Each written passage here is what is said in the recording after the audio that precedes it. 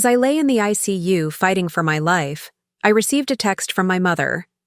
"We can't help you financially. You chose an expensive hospital. You're on your own." After 7 years of emptying my savings to pay for my brother's life-saving treatments, this was their response to my crisis.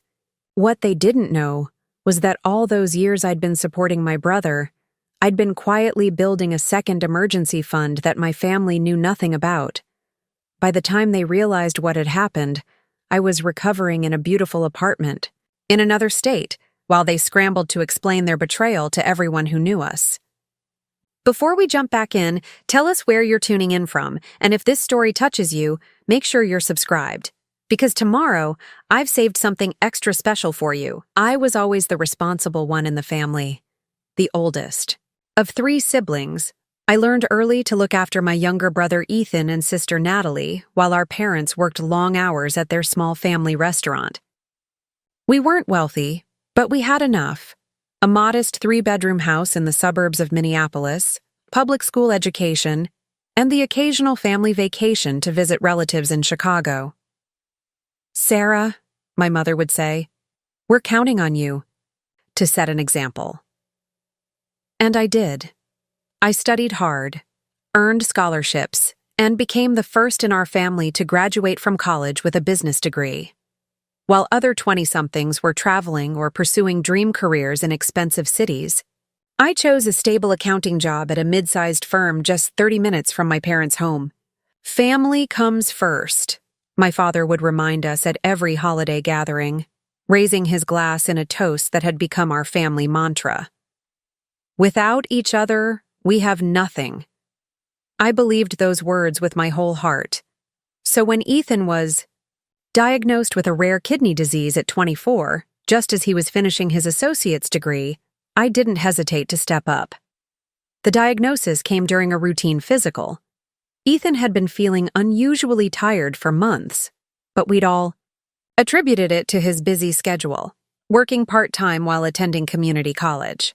The doctor noticed protein in his urine, ordered more tests, and suddenly our family was thrown into the terrifying world of specialist appointments, treatment options, and staggering medical bills. "It's focal segmental glomerulosclerosis," the specialist explained, using a term none of us had ever heard before. FSGS for short. It causes scarring in the kidney filters, which can eventually lead to kidney failure. My parents sat stunned in the doctor's office, my mother clutching Ethan's hand so tightly her knuckles turned white. Natalie, who was still in her final year of high school, cried silently in the corner chair. I immediately pulled out a notebook and began taking detailed notes, asking questions about treatment options, success rates, and long-term prognosis. "Will he need a transplant?" I asked, watching the doctor's face carefully. "Eventually, that may be necessary," he acknowledged. "But first, we'll try medications to slow the progression of the disease and manage symptoms." As we left the hospital that day, I noticed my parents whispering anxiously to each other. Later that night, I overheard them at the kitchen table, voices tight with worry as they discussed finances. "The insurance will only cover 60%, my father said, his voice uncharacteristically shaky as he reviewed the paperwork. "The co-pays alone will be hundreds each month, not counting the special diet he'll need." "Maybe we could get a second mortgage," my mother suggested, though her tone betrayed her doubt. The restaurant had been struggling for years, barely, providing enough to cover our basic expenses. I stood in the hallway listening, a decision forming in my mind. The next morning, I transferred $5,000 from my savings account to my checking account and made an appointment with my parents. "I want to help with Ethan's medical expenses," I told them, sliding a check across the table. "This should cover the immediate costs, and I can contribute $800 monthly going forward."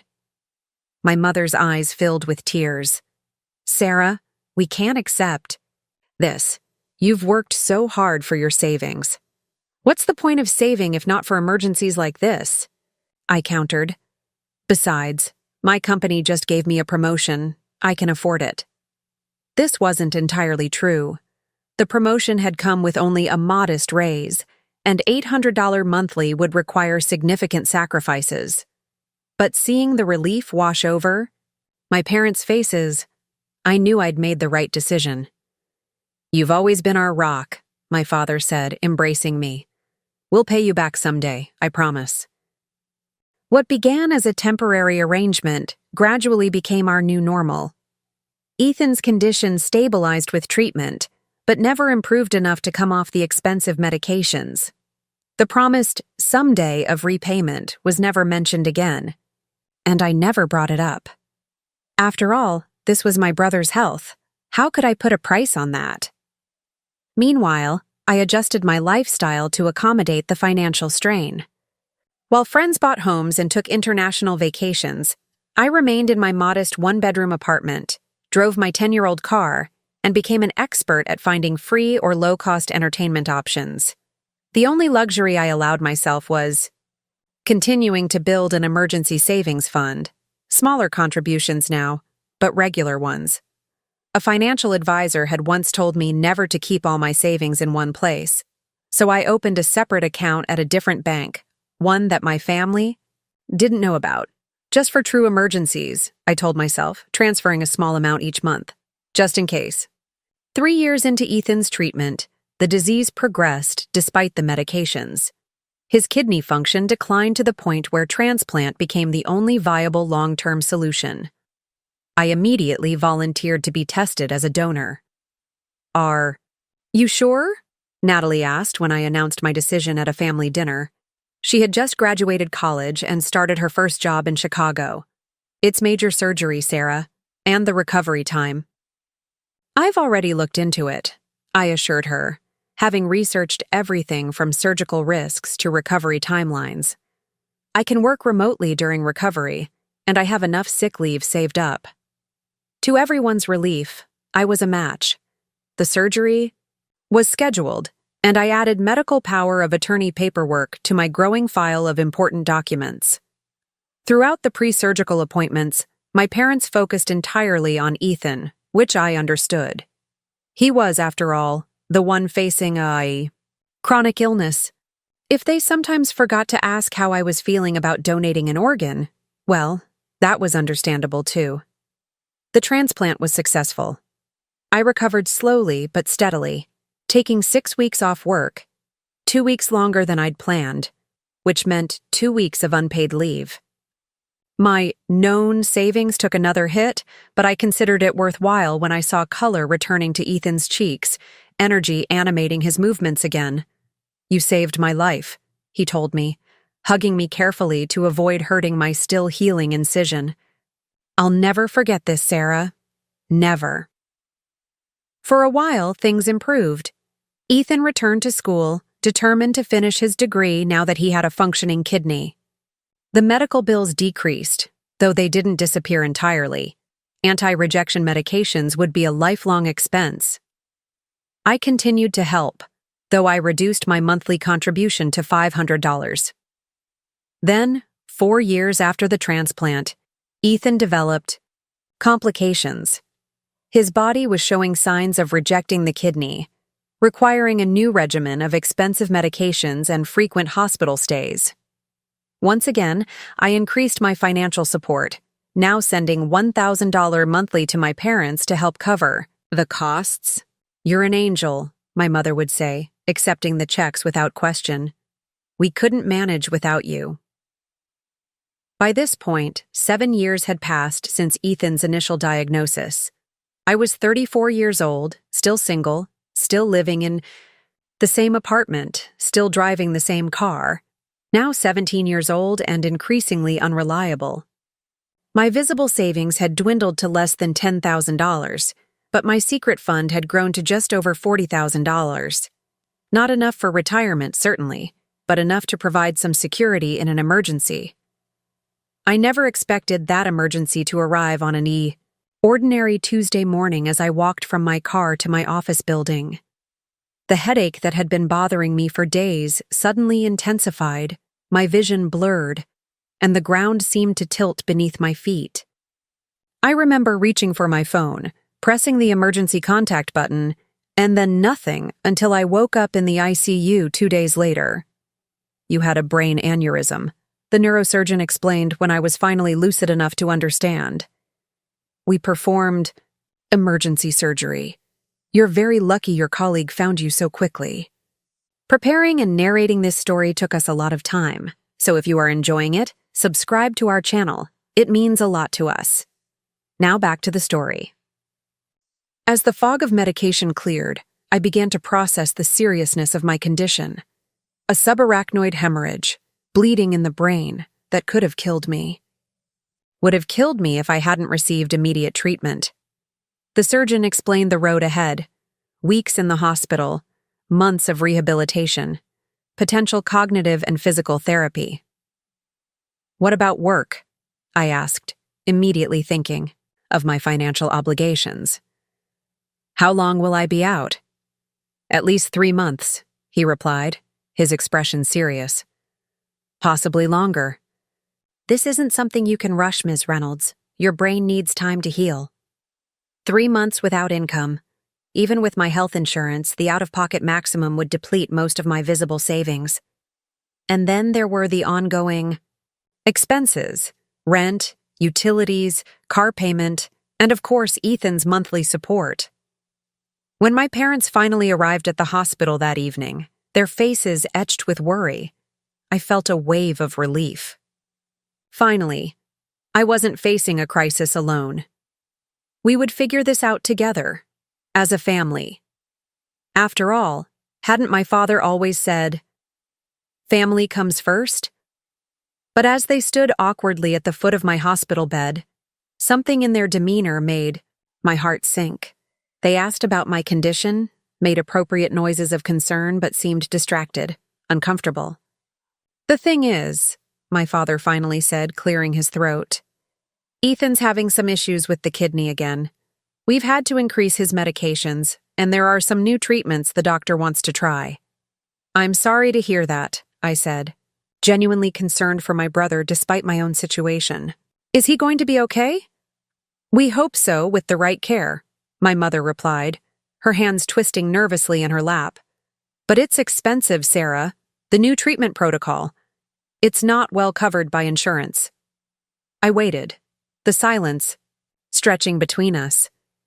Were they really going to ask what I thought they were going to ask? Even now, as I lay in an ICU bed with my head wrapped in bandages? We hate to bring this up, my father continued, avoiding my eyes. But we were wondering, if you could still help with Ethan's expenses? Just until we get through this rough patch. The monitor beside my bed registered my increasing heart rate, causing a nurse to glance through the glass partition with concern. I took a deep breath, trying to calm myself. Dad, I just had brain surgery, I said slowly, making sure they understood the gravity of my condition. I'll be out of work for months. I don't know if I can afford my own medical bills, let alone continue supporting Ethan. My parents exchanged a look I couldn't quite interpret. Disappointment? Frustration? Whatever it wasn't the understanding and support I desperately needed. We understand, my mother said finally, though her tone suggested the opposite. We just thought, well, you've always been so responsible with money. We assumed you'd have substantial savings for emergencies like this. I did, I replied, a edge creeping into my voice despite my effort to remain calm. I've been using those savings to help Ethan for the past 7 years. Another uncomfortable silence filled the room. My father checked his watch surreptitiously. We should let you rest, he said, gathering his coat. The doctor said not to tire you out. We'll come back tomorrow. But they didn't come back the next day, or the day after. When I called, my mother answered with excuses. They were busy with Ethan's appointments. The restaurant needed attention. They'd visit soon. 5 days after my surgery, as I was being transferred from the ICU to a regular room, my phone buzzed with a text message. It was from my mother, and it would change everything about how I viewed my family. We've looked at your hospital. It's one of the most expensive in the city. We can't help you financially. You chose an expensive hospital. You're on your own. I stared at the screen, reading and rereading the message, certain I must be misunderstanding. You're on your own. The words seemed to float off the screen, mocking 7 years of sacrifice, thousands of dollars in support, and the literal gift of my kidney. That's when I knew. It was time to access my hidden fortune and reclaim my life. I stared at my mother's text message until the screen dimmed, then went black. My trembling finger tapped it awake again. The words remained unchanged. You're on your own. The hospital room suddenly felt colder. The rhythmic beeping of monitors that had faded into background noise now seemed to grow louder, emphasizing my isolation with each electronic pulse. 7 years of supporting my brother without complaint. 7 years of family comes first mantras at every holiday, and this was what it amounted to, abandoned when I needed them most. Nurse Diane entered the room for her regular check, immediately, noticing my distress. My vitals had spiked, triggering an alert at the nurse's station. "Everything okay, Sarah?" she asked, genuine concern in her eyes as she adjusted my IV line. I handed her my phone, unable to speak the words aloud. Her eyes narrowed as she read the message, her professional composure momentarily slipping to reveal indignation on my behalf. "Well," she said, handing the phone back and straightening my blankets with more force than necessary. "Family can be complicated. But right now, your only job is to focus on healing, not on people who don't deserve your energy." She was right, of course, but the practical wisdom did little to ease the profound sense of betrayal washing over me. After Diane left, I lay back against the hospital pillows, forcing myself to think logically despite the emotional storm and lingering effects of anesthesia. My situation was precarious, but not hopeless. I had health insurance through my employer. Good. Coverage, though, with a $6,000 out-of-pocket maximum that would deplete my visible savings. Short-term disability would cover 60% of my salary after a 2-week waiting period, but that wouldn't be enough to maintain my regular expenses plus the $1,000 monthly support I'd been sending for Ethan. Then there was the matter of recovery. The doctors had made it clear I couldn't live alone during the initial weeks after discharge. I'd need help with basic tasks, transportation to follow-up appointments, someone to monitor for complications. I'd always assumed my family would step up, just as I had for Ethan.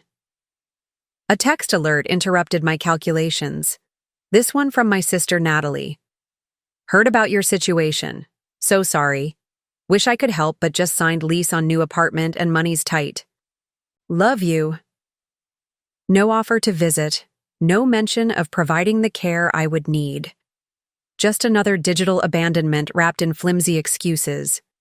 Natalie had been living in Chicago for the past 5 years, building her career in marketing. She'd visited home regularly, but rarely contributed to Ethan's expenses beyond the occasional small check on his birthday. I'd never resented this. She was building her life, and I was in a better financial position to help. But now, the absence of even an offer of assistance stung sharply. I closed my eyes, suddenly exhausted by more than just my physical condition. When I opened them again, the room was darker, evening having arrived while I dozed. My phone showed 3 missed calls from work, but nothing from my parents or siblings. The rejection was absolute. That night, as the hospital settled into its quieter rhythms, I made my first decision.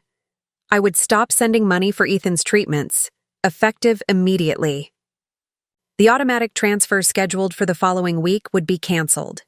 The choice brought no satisfaction, only a hollow necessity.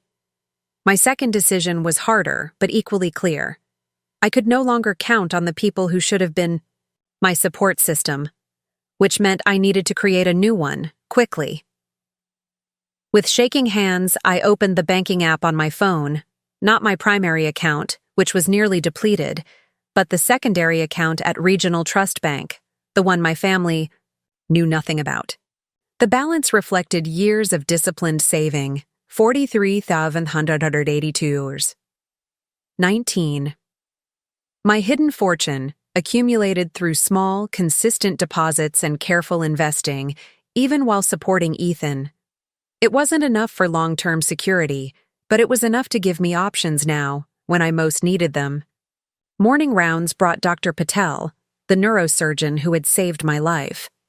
She reviewed my chart, checked my cognitive responses, and seemed satisfied with my progress. "We'll need to discuss discharge planning," she said, making notes in my electronic chart. "You'll need supervision for at least 3 weeks post-discharge. Do you have family who can stay with you?" The question landed like a blow. "No," I replied, working to keep my voice steady. "No family available." Dr. Patel looked up, surprised. "Friends who might be able to help? It's really not safe for you to be alone during the initial recovery period." I thought about my social circle, which had gradually shrunk over the years, as I focused on work and family obligations. I had colleagues I was friendly with, but no one close enough to ask for this level of help. "I'll need to make other arrangements," I said vaguely. Dr. Patel frowned, clearly concerned. "The hospital has a social worker who can discuss options with you. Some patients go to short-term rehabilitation facilities until they're ready to be independent again."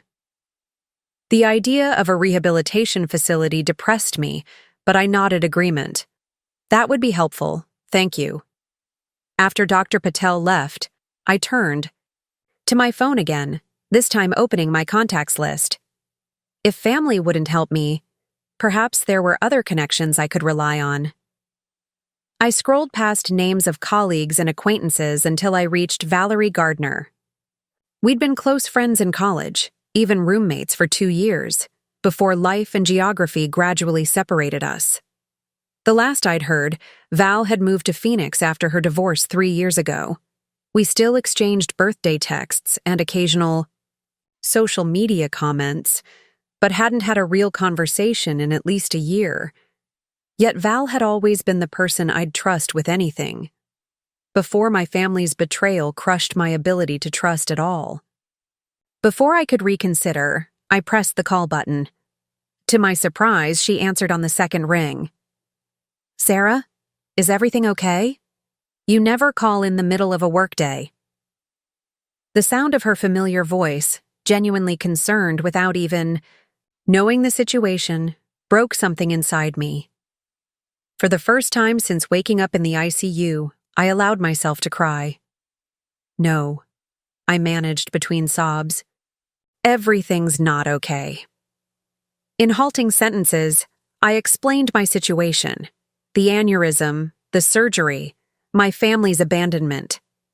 Val listened without interrupting, occasionally making small sounds of outrage at particularly egregious details. "Those absolute bastards," she said when I finished, her voice tight with anger. "After everything you've done for them?" "I don't know what to do," I admitted, the confession painful. "I can't go home without help, but I don't have anyone to ask."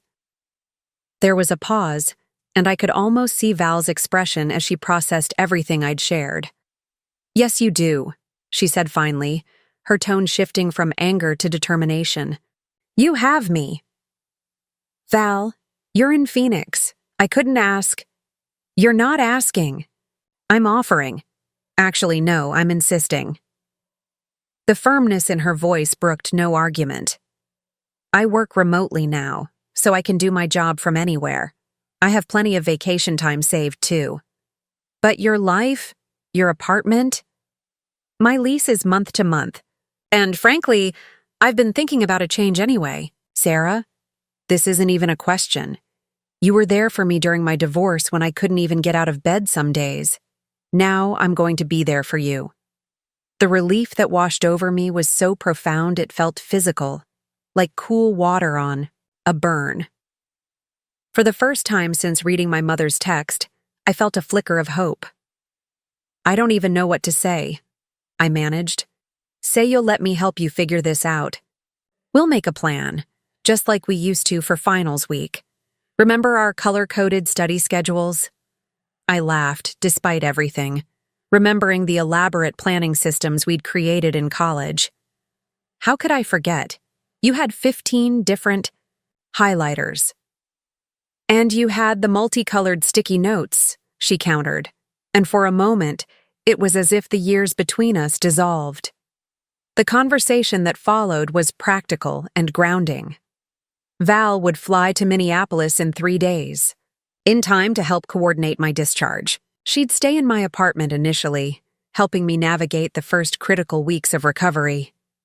And then, she said, a hint of conspiracy in her voice, we should talk about what comes next. Because honestly, Sarah, maybe this is the universe, telling you it's time for a fresh start, away from people who don't deserve you. After we hung up, a hospital social worker named Brandon arrived to discuss discharge planning. I explained that a friend would be coming to help me, and he seemed relieved. That's excellent news, he said, making notes in my file. We'll coordinate with her on your care needs and follow-up appointments. But there's something else I wanted to discuss with you. He hesitated, choosing his words carefully. Your colleague who found you, Lauren, I believe, mentioned that you've been supporting your brother financially for years. She was concerned about your situation and wanted to make sure we addressed any financial anxieties that might impact your recovery. I felt a flush of embarrassment that my personal financial situation was being discussed, but also a flicker of gratitude that someone had been concerned enough to mention it.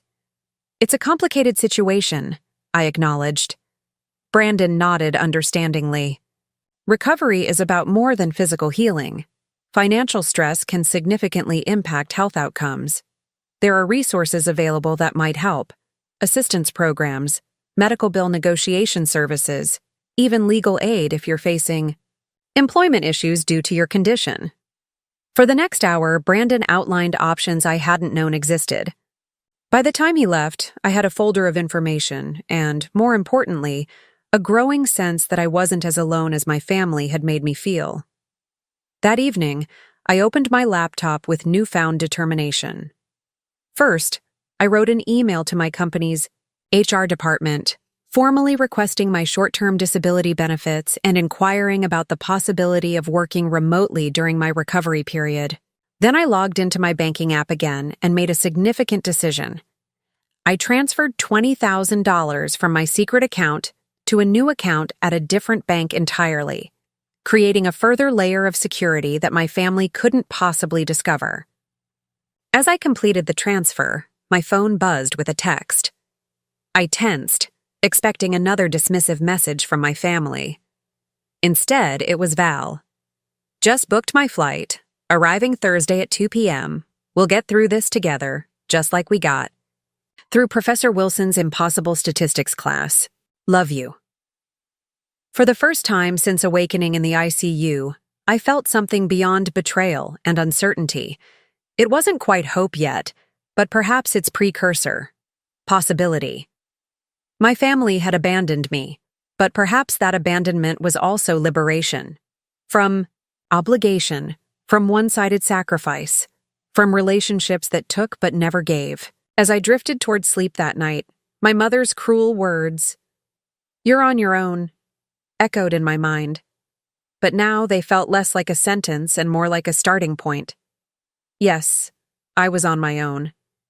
And perhaps that was exactly where I needed to be to finally put myself first. The next morning brought an unexpected visitor. I was picking at the bland hospital breakfast when a knock at the door interrupted my thoughts. I looked up expecting to see a nurse or doctor, but instead found my brother Ethan standing awkwardly in the doorway, a small potted plant clutched in his hands. "Hey," he said softly, hovering at the threshold as if uncertain of his welcome. In the 7 years since his diagnosis, Ethan had aged beyond his 31 years. His face carried a perpetual pallor, his frame thin despite the steroids that were part of his anti-rejection regimen. The kidney I had given him had extended, his life improved its quality immeasurably, but the ongoing battle against rejection had taken its toll. "Hey," I replied, carefully keeping my voice neutral. "This is a surprise." He approached the bed slowly, placing the plant on the bedside table. Mom said you had surgery. I wanted to see how you were doing. Did Mom also tell you they've decided not to help me? I asked, unable to keep the edge from my voice. Ethan winced, looking down at his hands. She mentioned that finances are tight right now because of my new treatment protocol. That's one way of putting it. I gestured to the chair beside the bed, deciding to hear him out despite the anger simmering just below the surface. How much did they tell you about my condition? Not much, just that you collapsed at work and needed brain surgery. He sat, his movements cautious as if afraid of triggering my displeasure. It sounds really serious, Sarah. It was a subarachnoid hemorrhage caused by an aneurysm, I explained clinically. Essentially, a blood vessel in my brain burst. I could have died if Lauren hadn't found me quickly and called 911. Ethan paled further, if that was possible. God, Sarah, I had no idea it was that serious. Well, now you know. I pushed away the breakfast tray, my already minimal appetite completely gone. So what brings you here, Ethan? Because if you're hoping I'll continue sending money for your treatments, I'm afraid that won't be possible anymore. He looked genuinely shocked. That's not why I came. I just wanted to see you, to make sure you were okay. Part of me wanted to believe him. This was Ethan, after all, my little brother who had collected caterpillars with me in the backyard, who had cried when I left for college, who had once been my fierce defender against schoolyard bullies before illness had weakened his body, but not his spirit. Yet another part of me, the part still raw from my parents' abandonment, couldn't help wondering if his visit had been orchestrated to ensure I wouldn't completely cut off financial support. Did Mom send you? I asked bluntly. He hesitated just a fraction too long before answering. No, I decided to come on my own. The lie, small but unmistakable, cut deeper than I expected. Ethan, please don't. Not now. Not after everything. His shoulders slumped. Okay, yes, she suggested I visit. But I wanted to come anyway, Sarah. You're my sister. You gave me your kidney, for God's sake. And yet, when I needed help, when I needed family to support me through my recovery, all of you disappeared. The words emerged sharper than intended, fueled by hurt and betrayal. Mom actually texted me that I was on my own. She shouldn't have said that, Ethan admitted, running a hand through his thinning hair. But you have to understand, they're scared. The new treatment is experimental, insurance barely covers any of it, and the restaurant is barely breaking. Even. And I've been subsidizing your medical care for 7 years, I replied. I've never complained, never asked for anything in return. Until now. When I need help, and suddenly there's nothing available for me. What do you want me to say, Sarah? That it's not fair? Of course it's not fair. None of this is fair. His voice rose slightly, a rare display of emotion from my typically reserved brother. It's not fair that I got sick. It's not fair that you had to help so much. And it's not fair that now, when you need help, we can't give it. Can't or won't? The distinction felt important somehow. He looked away, unwilling or unable to answer directly. What are you going to do now? He asked instead. About your recovery? I considered how much to reveal. Ethan had always been caught in the middle, the recipient of help he needed but didn't ask for, the son my parents prioritized, the brother who benefited from my sacrifice, but had little say in the family dynamics that shaped our relationship. I'm making arrangements, I said finally. A friend is coming to help me during initial recovery. After that, I haven't decided. Relief visibly washed over him, and I realized he had been worried about me, genuinely concerned about my welfare even if he wasn't in a position to offer assistance. That's good, he said. I'm glad you won't be alone. No thanks to our family, I couldn't help adding. Ethan sighed, his face showing the complex emotions of someone caught between loyalty to parents and love for a sibling. "Sarah, I wish things were different. I wish I could help you the way you've helped me, but I don't have any money of my own, and my health isn't good enough to provide the care you'll need." "I know," I softened slightly, remembering that Ethan was as much a victim of circumstance as I was, perhaps more so. "I don't blame you for getting sick, Ethan. I've never regretted helping you, but I can't pretend I'm not hurt by how everyone has responded to my crisis." He nodded, accepting the criticism without defense. For what it's worth, I tried to convince them to help. I even offered to postpone my next treatment cycle to free up some funds. This surprised me. "You did?" "Of course I did. You're my sister. My only sister who gave me a literal part of herself." He managed a small, sad smile. "But Dad said postponing treatment wasn't an option, that my health had to be the priority." The familiar refrain echoed in my head. Ethan's health as the family priority, superseding all other concerns, including my own well-being. For years, I had accepted this hierarchy of needs without question. Now, lying in a hospital bed after nearly dying, the inherent unfairness of it struck me with full force. "I appreciate you trying," I said, meaning it despite everything. "But I think this situation has made something very clear to me, Ethan. I've spent years putting everyone else first, especially you, and when I finally needed someone to put me first, no one did, not even for a little while." "I would if I could," he insisted, and I believed him. Ethan had a good heart. He always had. He was simply trapped in a family system that had designated him the perpetual recipient of care, and me, the perpetual provider. "I know." I reached out to squeeze his hand briefly. "But the reality is, you can't. And that means I need to make decisions based on what's best for me now, starting with stopping the monthly payments I've been sending." He nodded, having already accepted this inevitability. "I understand. You need to focus on your recovery." We sat in silence for a moment, the weight of 7 years of interconnected fate hanging between us. Finally, Ethan spoke again. "What about afterward, after you recover?" The question caught me off guard. "What do you mean? Will you come back home? Continue at your job? Go back to how things were before?" I hadn't fully formed a plan beyond immediate recovery, but Ethan's questions crystallized something that had been forming in my subconscious since receiving my mother's text. "No," I said, the certainty of the answer surprising even me. "I don't think I can go back to how things were before. Too much has changed." "Because of what Mom and Dad did?" "Partly, but also because this experience has made me realize something important." I gestured to the hospital room around us. "Life is fragile, Ethan. I could have died without ever having lived for myself. I've been so focused on helping everyone else that I never prioritized my own dreams." "What are your dreams?"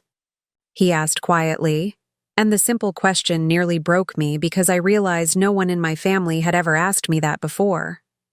"I'm not entirely sure yet," I admitted. "But I think I need to find out. And I don't think I can do that here, surrounded by the same obligations and expectations." Ethan's eyes widened as understanding dawned. "You're thinking of leaving Minneapolis?" "Maybe. I haven't decided anything concrete yet. But yes, I'm considering a fresh start somewhere else." To my surprise, instead of protesting, Ethan nodded, slowly. "Maybe that would be good for you. You deserve a chance to live your own life, Sarah." The validation from the person who had benefited most from my sacrifice touched something deep within me. Tears welled in my eyes, the first I'd allowed myself to shed in Ethan's presence. "Thank you for saying that," I managed. "I mean it," he insisted, his own eyes glistening. "And I want you to know something else. Whatever happens with Mom and Dad, whatever you decide to do or where you decide to go, you'll always be my sister, the person who saved my life. I won't forget that, even if I can't repay it." His words weren't a solution to my immediate problems, nor did they erase the hurt of my parents' abandonment. But they offered a small measure of healing, an acknowledgement of my worth beyond what I could provide financially. After Ethan left, promising to visit again before my discharge if he felt well enough, I found myself in a contemplative mood. The conversation had shifted something within me, transforming nebulous thoughts of change into more concrete possibilities. I opened my laptop and began researching. First, the logistics of breaking my apartment lease due to medical necessity. Then, the job market for accountants in Phoenix, where Val lived. Property rental costs. Climate considerations for someone recovering from brain surgery. Each search, each tab opened, felt like an act of reclamation, taking back control of a life that had, for too long, been directed by others' needs. For the first time, I was considering possibilities based solely on what I wanted, what would make me happy, what would help me heal, not just physically, but emotionally. When Dr. Patel arrived for afternoon rounds, she noticed the change immediately. "You look better today," she commented, checking my neurological responses. "More focused." "I feel more focused," I agreed. "I've been making plans." "Good plans, I hope. Restful recovery plans?" Her tone was gently chiding. The concern of a doctor worried her patient might push too hard too soon. "Plans that will help me heal in every way," I assured her, including getting away from some unhealthy relationships. She nodded approvingly. "The brain needs positive emotions to heal properly. Stress, anxiety, resentment, these can actually slow recovery. Whatever brings you peace and purpose is good medicine right now." Peace and purpose. The words resonated, offering a framework for the decisions ahead. What would bring me peace after years of stressful obligation? What purpose might I find? Beyond being my family's financial support system? I didn't have all the answers yet, but for the first time since waking up in the ICU, I felt a sense of agency. My family's abandonment had left me adrift, but perhaps it had also cut ties that had been binding me to a life too small for my spirit. That evening, I composed an email to my supervisor at work, requesting a meeting to discuss my employment options. Not just the immediate disability leave, but longer-term possibilities: remote work, transfer to another office, perhaps even a different role within the company. Options that would have seemed unthinkably disruptive before my aneurysm now felt like necessary steps toward self-preservation. As I sent the email, I realized I was doing exactly what my mother had accused me of. I was putting myself first. The difference was, after 7 years of putting everyone else first without complaint, I had earned that right, and I intended to exercise it fully. Thursday arrived with a flurry of activity. My condition had improved enough that Dr. Patel was discussing discharge plans for early next week, pending final tests and arrangements for at-home care. The hospital social worker, Brandon, had visited again, bringing paperwork for various support services and providing reassurance about navigating insurance claims. But the most significant event was Val's arrival. When she appeared in my doorway that afternoon, her vibrant presence immediately transformed the sterile hospital room. Her curly red hair was shorter than I remembered, and new laugh lines framed her eyes, but her trademark energetic warmth was unchanged. "Look at you," she said, dropping her carry-on bag and rushing to embrace me carefully, mindful of the IV line and monitoring equipment. Still the most organized patient in the entire hospital, I bet. She gestured to my neatly arranged laptop, notebooks, and medication schedule I'd created. "Some things never change," I admitted, grateful for her familiar teasing. "Thank you for coming, Val. I still can't believe you dropped everything." "Stop." She held up a hand. "We're not doing the guilt thing. You would have done the same for me. Actually, you did do the same for me during the divorce apocalypse, remember?" I smiled. remembering the week I'd taken off work to help Val move out of her marital home after discovering her husband's infidelity. That was different. We lived in the same city then. Well, now we might again. She settled into the visitor's chair, kicking off her shoes and tucking her feet beneath her. The same casual posture from our college days. I've been thinking about relocating anyway. Phoenix is beautiful, but it's not home. And Minneapolis is? I asked, surprised. Val had grown up in Oregon, only coming to Minnesota for college. She shrugged. Home is where you make it. And right now, I'm making it wherever my best friend needs me to be. The simple declaration of loyalty, so at odds with my family's abandonment, filled my eyes with tears. Val, ever perceptive, immediately reached for the tissue box and handed it to me. None of that, she said gently.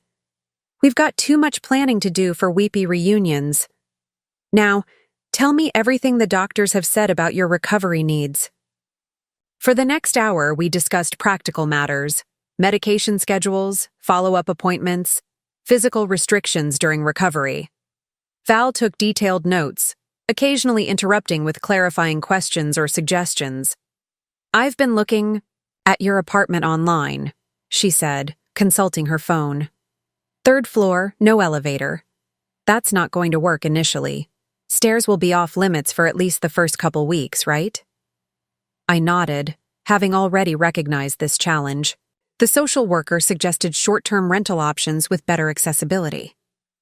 I've got a better idea, Val said, her eyes sparkling with the look I recognized from college, the one that preceded her most brilliant or most disastrous inspirations. Let's not rent anything in Minneapolis. Let's get you out of here entirely. What do you mean? Phoenix, she said simply. Come back with me. My place has 2 bedrooms, it's all 1 level, and the complex has accessible features throughout. Plus, I know all the best doctors and can get recommendations for your follow-up care. The suggestion was so unexpected, yet so perfectly aligned with my emerging thoughts of starting fresh, that I was momentarily speechless. I know it sounds impulsive, Val continued, misinterpreting my silence as hesitation. But think about it logically. You need a place to recover that's accessible and where you'll have support. You've been considering a change anyway. And most importantly, you need distance from the people who abandoned you when you needed them most.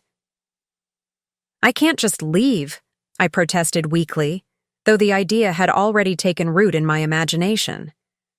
My job, my apartment, all my things. All manageable problems, she countered. Your job already has remote workers. I checked their website. Your lease likely has medical exemption clauses, and belongings can be shipped or stored. My practical mind immediately began cataloging obstacles and solutions, a familiar exercise from my accounting work.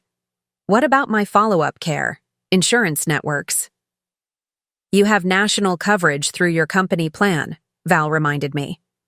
I already looked into it. Of course she had. Val had always been thorough, especially when advocating for someone she cared about. You've thought of everything, I said, slightly overwhelmed by how quickly she was dismantling my objections. Not everything, she admitted, but enough to know this is doable, and potentially the best thing for your recovery, physical and emotional. The idea continued to unfold in my mind, revealing new possibilities with each moment. Distance from my family. A fresh environment without painful associations. A support system in Val. Climate advantages for recovery in Arizona's dry warmth versus Minnesota's approaching winter. Let me think about it, I said finally. It's a big decision. Val nodded, respecting my need to process. Of course, no pressure. But while you're thinking... She pulled out her tablet and opened a real estate app. Here are some photos of my place so you can see what you'd be getting into. As she scrolled through images of her sun-filled apartment with its desert modern aesthetic and views of distant mountains, a notification popped up on my phone. An email from my HR director, Marjorie, responding to my inquiry about remote work possibilities. The message was brief, but clear. Sarah, so sorry to hear about your health crisis. Remote work is certainly possible for your role. Let's discuss timing and logistics when you're feeling better. Take care of yourself. That's the priority now. It felt like a sign, a door opening just as I was considering whether to walk through. I showed the email to Val, whose smile widened. See? The universe is conspiring in your favor. Before I could respond, a nurse entered to check my vitals and administer medication. As she worked, she chatted casually with Val, who explained, she was a friend helping with discharge planning. You're lucky to have such good friends, the nurse commented to me. Family is great, but friends really step up when it counts. The words, though kindly meant, struck a painful chord. Val must have noticed because she smoothly changed the subject, asking the nurse about recommended local pharmacies for my post-discharge medications. After the nurse left, Val turned to me with a determined expression. There's something else we need to discuss. Your finances. My body tensed involuntarily. Money had been such a source of strain for so long that the topic itself now triggered anxiety. I'm not asking for details you don't want to share, Val clarified quickly. But brain surgery, hospital stays, rehabilitation, it's expensive, even with insurance. And now that you've stopped supporting your brother, we need to make sure you're really okay financially. The concern was legitimate. Even with insurance covering most of the major expenses, the out-of-pocket costs would be substantial. Add in potential lost income during recovery, and the financial picture could quickly become precarious.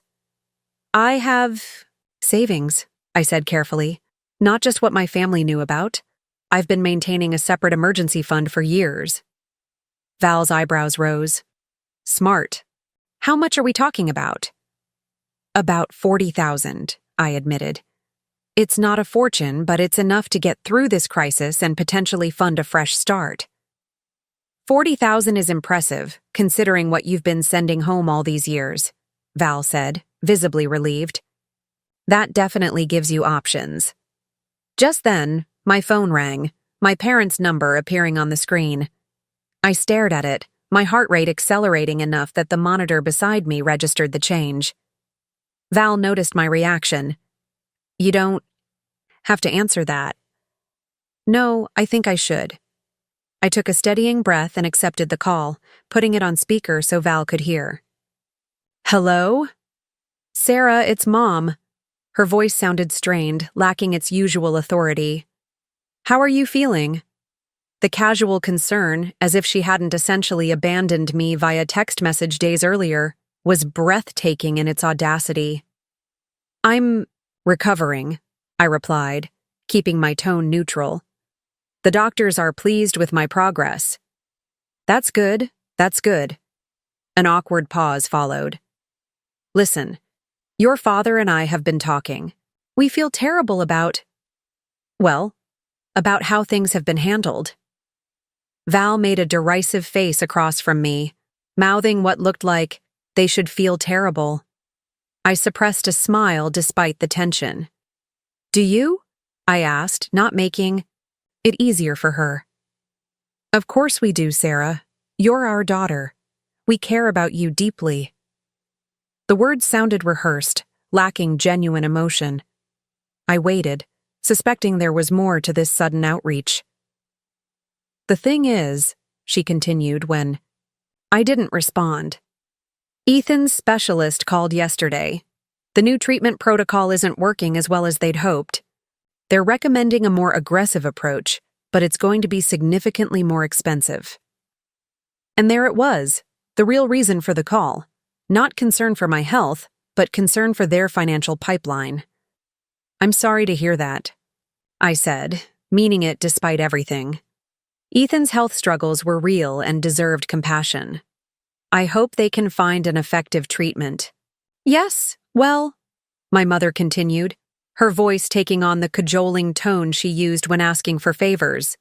We were wondering if you might reconsider your decision to stop the monthly support, just temporarily, until we can figure out other options. Val's expression darkened with each word, her protective instincts clearly triggered. I felt strangely calm, however, a clarity settling over me that had been missing in previous interactions with my family. "Mom," I said gently but firmly, "I nearly died last week. I'm facing months of recovery and thousands in medical bills. I simply don't have the financial capacity to support Ethan anymore." "But surely your insurance is covering most of your expenses," she pressed. "And you've always been so good with money, Sarah. You must have savings set aside." The presumption was stunning, that even after abandoning me in my greatest moment of need, they still felt entitled to my resources.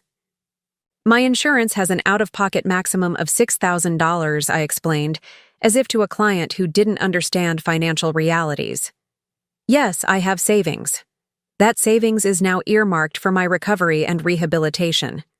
But Ethan's situation is life-threatening," she countered, a note of desperation entering her voice. "Your father and I have already remortgaged the house. We've cut every expense we can. Without your help, I don't know what we'll do." For 7 years, this plea would have worked on me.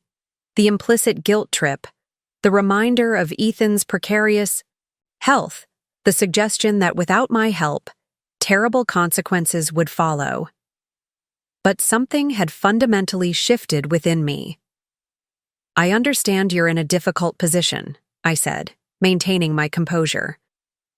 "But I need to prioritize my own health right now. I'm sure you understand that, given your emphasis on prioritizing Ethan's health above all else." There was a stunned silence on the other end of the line. My mother had clearly not expected this response from the daughter who had always acquiesced to family needs. "This isn't like you, Sarah," she finally said, her tone hardening. "You've always put family first."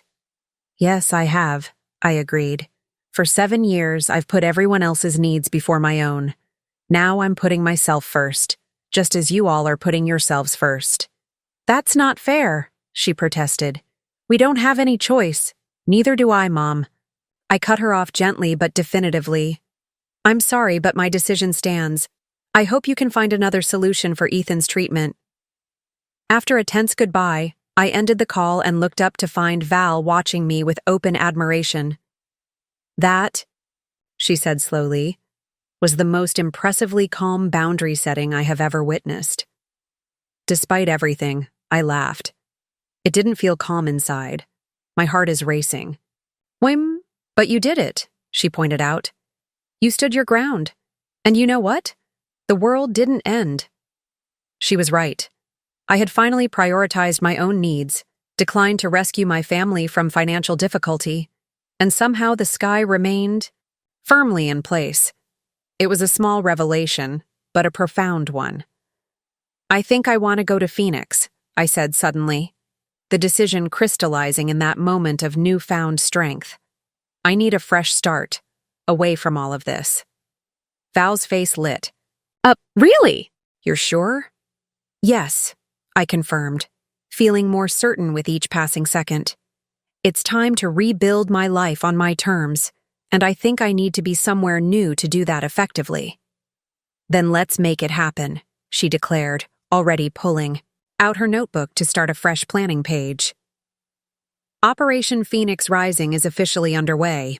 As Val began listing tasks and considerations with her characteristic efficiency, I felt a weight lifting, the burden of obligation I'd carried for so long without even recognizing its heaviness. My family's financial demands had been like a slow-growing vine, gradually wrapping around me until it restricted my movement, my choices, my very ability to breathe freely. Now, with one difficult conversation, I had begun cutting those constraining tendrils. The process would be painful, complicated, perhaps even guilt-inducing at times. But watching Val sketch out plans for my new life, I knew with certainty that I had made the right choice. The hidden fortune I'd accumulated wasn't just money in a secret account. It was also the courage I'd found to finally value myself as much as I had valued others. The weekend passed in a whirlwind of planning and preparation. Val split her time between my hospital room and my apartment, inventorying my belongings, researching moving options, and coordinating with my medical team about transition of care to Arizona. Her energy was infectious, making what should have been overwhelming logistics feel manageable, even exciting. Dr. Patel had confirmed Monday as my discharge date, pending final scans that morning. My recovery had progressed well enough that she approved the relocation plan, provided I arranged immediate follow-up care with a neurosurgeon in Phoenix. "I've reached out to a colleague at Banner University Medical Center," she told me during Sunday rounds. "Dr. Kimberly Rivera is excellent, one of the best in the Southwest for post-aneurysm care. She's expecting your records and will be able to see you within your first week in Phoenix." The pieces were falling into place with surprising speed. My employer had officially approved remote work for at least the next 3 months, with a reevaluation of the arrangement after that period. Val had found a medical transport service that could get me to Phoenix comfortably, stopping overnight at a hotel to break up the journey as recommended by Dr. Patel. My apartment manager had agreed to a medical lease termination once I provided the proper documentation. Even my finances were in better shape than expected. After reviewing my insurance coverage carefully, I discovered my policy included transportation benefits for medical necessity relocations, which would cover most of the costs of getting to Phoenix. My hidden emergency fund remained largely intact, ready to support my new beginning. Everything was proceeding so smoothly that I should have expected a complication. It arrived Sunday evening in the form of my father, his unexpected visit catching me alone while Val had gone to my apartment to pack more of my essentials. "Sarah," he said, hovering awkwardly in the doorway, much as Ethan had days earlier. Unlike my brother, however, my father's face showed no trace of contrition. His expression was a familiar one. The stern authority figure I'd always strived to please, now tinged with disappointment. "Dad," I acknowledged, feeling my body tense instinctively. "This is a surprise." He entered the room slowly, taking in the get-well cards from coworkers, the flowers from Val, the array of planning documents and notes scattered across my adjustable table. His gaze lingered on a Phoenix real estate guide Val had brought. "Your mother mentioned you weren't being cooperative regarding Ethan's treatment," he said without preamble. "I thought I should come speak with you directly. No inquiry about my health, no expression of concern about my recovery. Just straight to the point, my failure to comply with family expectations." "I'm not sure what Mom told you," I replied. "Carefully, but I explained that I'm not in a position to continue financial support right now. My own medical situation has to be my priority." "So I've heard." He settled heavily into the visitor's chair, fixing me with the look that had always made me feel simultaneously small and responsible. "But I think you're being short-sighted, Sarah. Family obligations don't disappear because of personal setbacks." The characterization of my near-fatal aneurysm as a personal setback was so dismissive that it momentarily left me speechless. In that pause, my father continued. "The restaurant has been struggling for years, you know this. Your mother and I have done everything possible to make ends meet while covering Ethan's medical costs. Your contribution has been essential. Without it, I don't know how we'll manage the new treatment protocol." "I understand it's difficult," I said, striving to remain calm. "But I've been carrying a significant portion of those costs for 7 years, Dad. I nearly died last week. I'm facing my own medical bills and recovery. Expenses. There simply isn't anything left to give right now." My father's expression hardened. "There's always something left to give for family, Sarah. Your mother told me you have savings. Substantial savings, according to what you've said in the past." A chill ran through me at the calculated way he referenced my finances. Had my parents been keeping track of what I might have accumulated, viewing it as a resource they were entitled to access? My savings are allocated for my medical costs and recovery, I stated firmly. Just as you and Mom have prioritized Ethan's needs, I need to prioritize my own health right now. And what about after you recover? He pressed. Will you resume supporting your brother then? The question revealed so much about his perspective, the assumption that my financial support was a permanent arrangement, a familial obligation that would continue indefinitely. It was time for absolute clarity. No, Dad, I won't be resuming financial support for Ethan. His face flushed with anger. That's incredibly selfish, Sarah. After everything we've done for you, what exactly have you done for me? I interrupted, surprising myself with the directness of the question. In the last 7 years, what support have you or Mom provided to me? The question seemed to catch him off guard. We raised you, gave you a good home, encouraged your education. I'm talking about my adult life, I clarified, since Ethan got sick. What have you contributed to my well-being? When have you asked about my needs, my dreams, my struggles? He shifted uncomfortably. You were always the independent one. You never seemed to need much from us.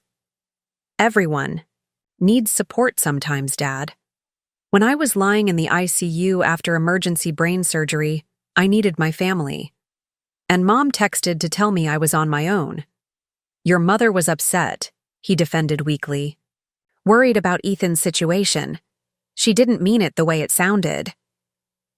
She meant exactly what she said, I replied, a sad certainty in my voice. And now you're here, not to check on my recovery or offer help, but to pressure me into continuing financial support I can no longer provide. My father's expression shifted, a new calculation visible in his eyes. What's all this? He asked, gesturing toward the Phoenix materials on my table. Are you planning a trip? I hesitated, unsure how much to reveal. Something in his demeanor made me cautious about sharing my relocation plans. I'm exploring options for my recovery, I said vaguely.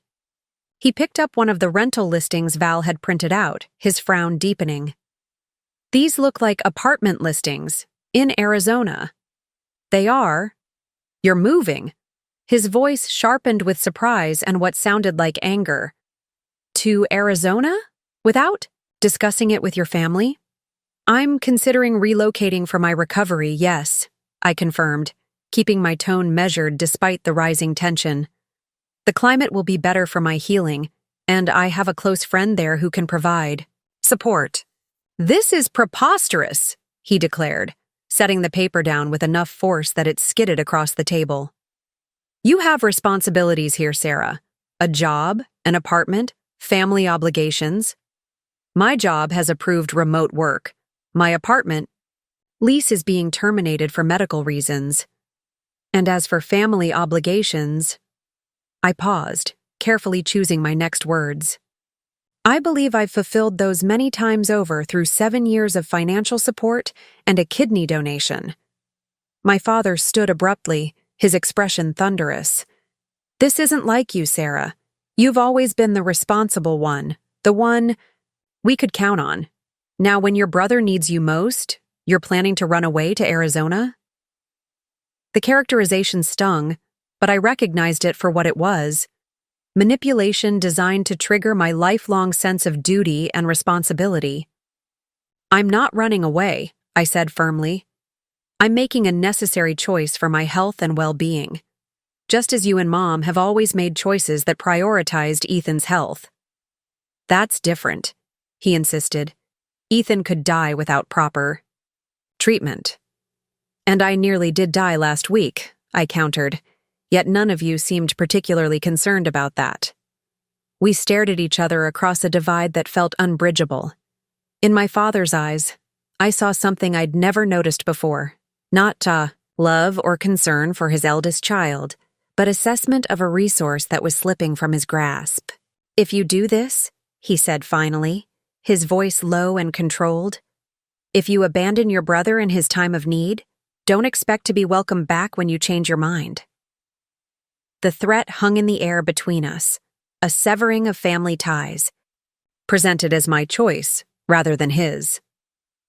For a moment, old patterns of thought surfaced. The desire to placate, to apologize, to find some compromise that would maintain family harmony even at my own expense. But those patterns no longer fit the person I was becoming. Nearly dying had a way of clarifying priorities, of burning away the undergrowth of false obligations to reveal what truly mattered. "I'm not abandoning Ethan," I said quietly. "I'm saving myself. There's a difference." My father shook his head, disappointment and disapproval radiating from him in palpable waves. "Your mother was right. You've changed." "Yes," I agreed simply. "I have."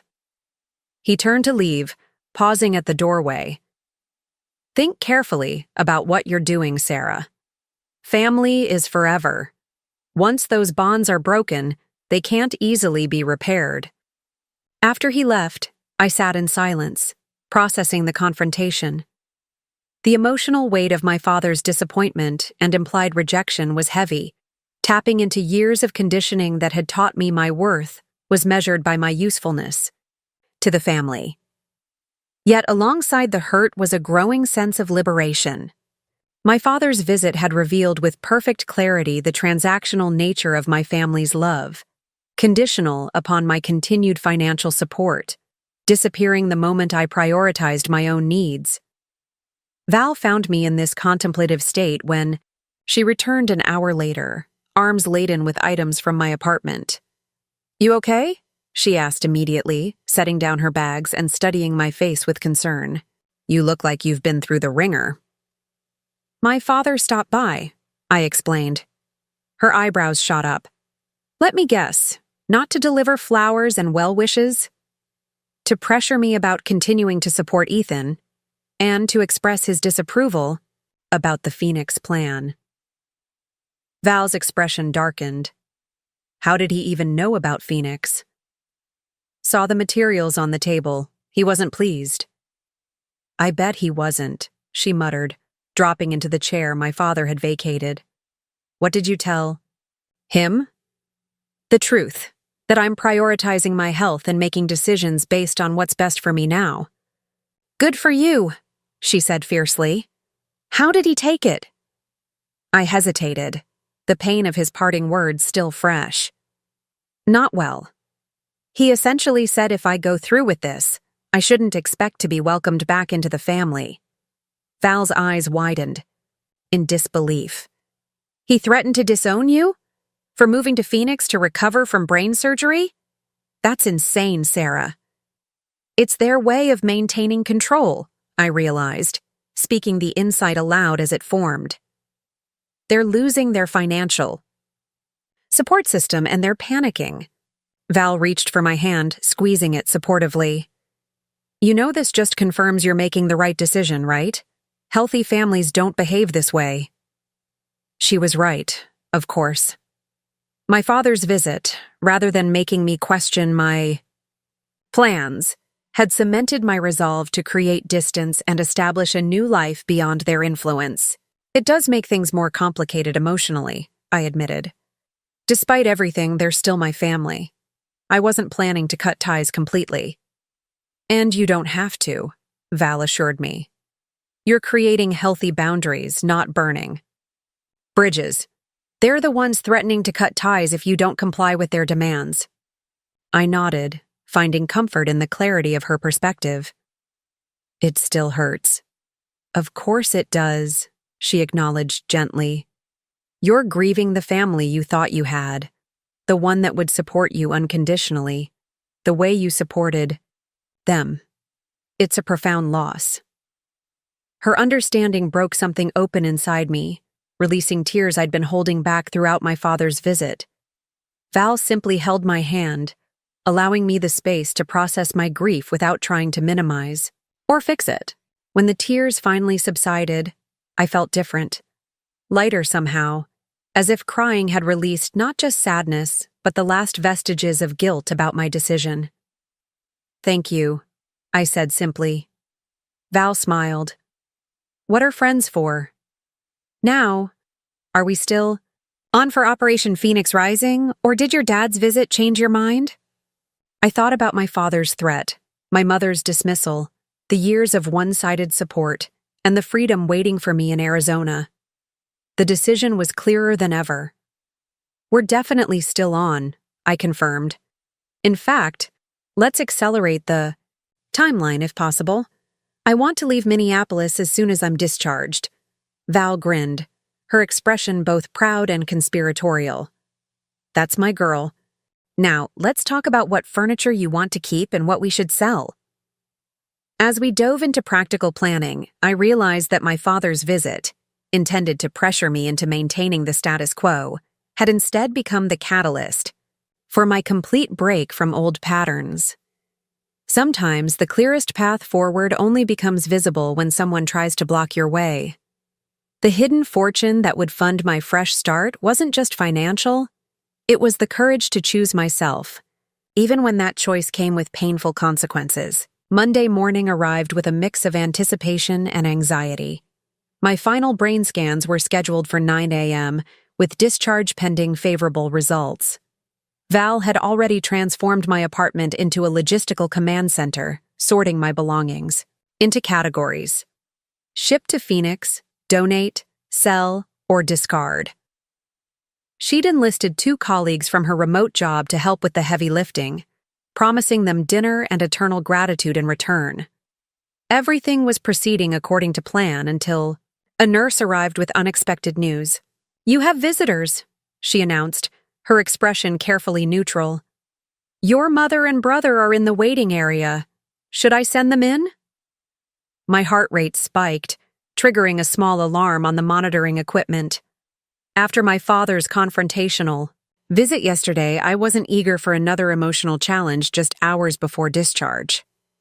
"I'm not sure that's a good idea," I hedged, looking to Val for support. "Maybe we should hear what they have to say," she suggested gently. "You're leaving tomorrow. This might be your last chance to talk face-to-face for a while." She had a point. Despite everything, the thought of leaving without any closure with my mother and brother felt wrong somehow. I nodded to the nurse. "They can come in, but only for a few minutes." Val squeezed my hand supportively. "Want me to stay or give you privacy?" "Stay," I said immediately. "Please."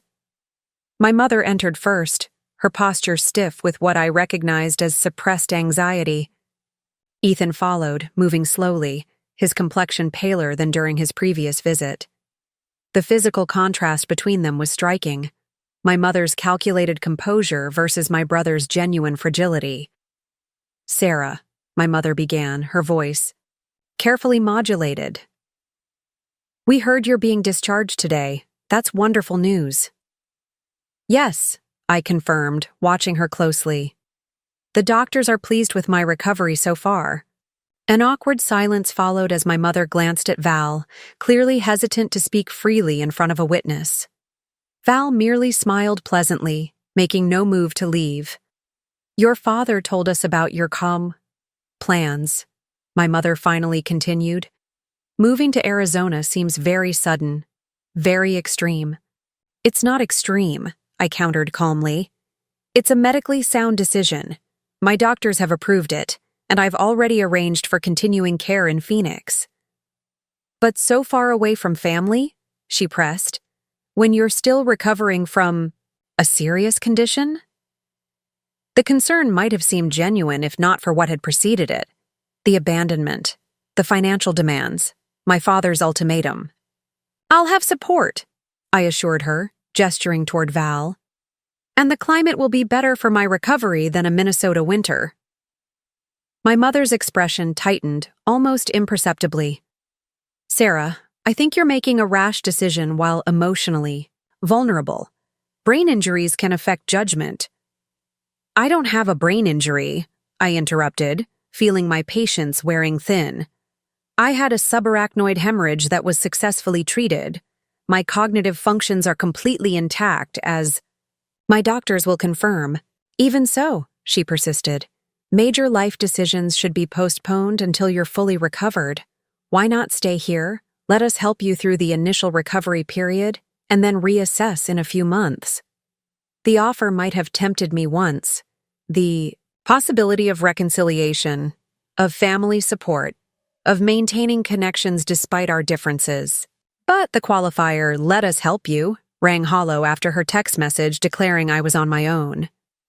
"Mom," I said gently but firmly, "you made it very clear that you and Dad weren't available to help with my recovery. That's why I've made alternative arrangements." She flushed, glancing uncomfortably at Val again. I was upset when I sent that message. We were dealing with some difficult news about Ethan's treatment. I didn't mean it the way it sounded. Before I could respond, Ethan spoke up, his voice quiet but steady. "She did mean it, Mom. Let's at least be honest about that." My mother turned to him, surprised and clearly displeased by his intervention. "Ethan, we agreed." "We agreed to talk to Sarah," he cut in, an unusual assertiveness in his tone, "not to manipulate her." He turned to me, his expression weary but determined. "Dad told us you refused to continue helping with my medical expenses, that you're moving to Arizona and cutting ties with the family." "That's not exactly," I began, but he raised a hand. "Let me finish, please." When he said that, Mom immediately started planning this visit. She thought if we came here, played on your emotions, we could convince you to change your mind. He took a shaky breath. "But I can't be part of that anymore, Sarah." My mother's face had gone pale with shock at this departure from their apparent script. "Ethan, you're not well. You're upset and not thinking clearly." "I'm thinking more clearly than I have in years," he countered. "Do you know what it's like to watch your sister give and give until there's nothing left, knowing you're the reason she's depleting herself? To see her nearly die, and then watch our parents worry more about losing her financial support than about losing her." The raw emotion in his voice silenced the room. Even Val, who had been a quiet presence until now, looked stunned by the intensity of his words. "I never wanted this," Ethan continued, addressing me directly now. "I never asked you to sacrifice everything for my treatments, and I can't stand by while they try to guilt you into continuing, especially now." Tears filled my eyes as I reached for my brother's hand. Despite his physical weakness, his grip was surprisingly strong. "I know you didn't ask for it," I assured him. "This isn't about blaming you, Ethan. It never has been. But it is about boundaries," he said, surprising me with his insight. "Boundaries that should have been established years ago. Boundaries that you're finally setting, and that Mom and Dad can't accept." My mother had moved to the window, her back to us, shoulders rigid with anger or distress, perhaps both. When she turned around, her expression was coldly composed. "I see you've already made up your mind," she said to me, "and apparently influenced your brother as well."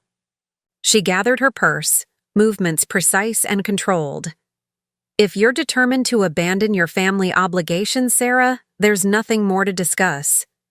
"Mom, stop," Ethan protested. "That's exactly what I'm talking about. Sarah nearly died. She's given me a kidney, paid for years of my treatments, put her own life on hold. She's not abandoning anyone by finally taking care of herself." My mother ignored him, focusing instead on me with a gaze that had lost all pretense of maternal warmth. "Your father was right. You've changed. The daughter I raised would never have put her own desires above her family's needs." The accusation was designed to wound, to trigger the lifetime of conditioning that had taught me my value lay in self-sacrifice. But I found myself strangely unmoved by it now, recognizing the manipulation for what it was. "The daughter you raised," I replied, quietly, nearly died without ever having lived for herself. I think it's time she tried something different."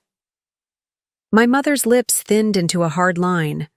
Without another word, she turned and walked out, leaving Ethan behind in a stunning display of prioritization that spoke volumes. The three of us, Ethan, Val, and I, sat in shocked silence for a moment. Then Ethan let out a long, shaky breath. "Well, that went about as well as expected," he said with a weak attempt at humor. Are you okay?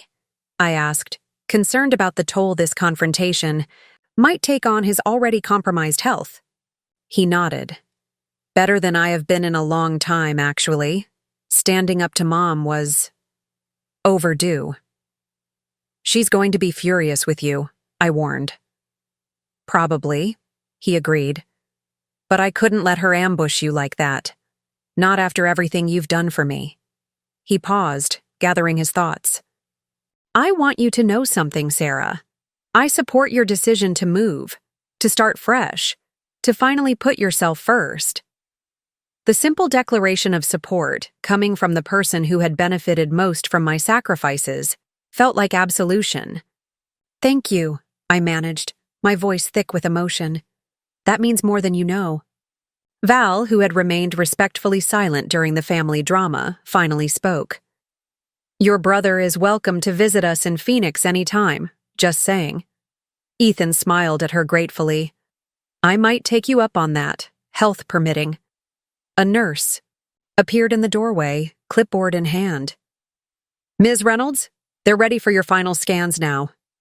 I should go, Ethan said, rising slowly from his chair.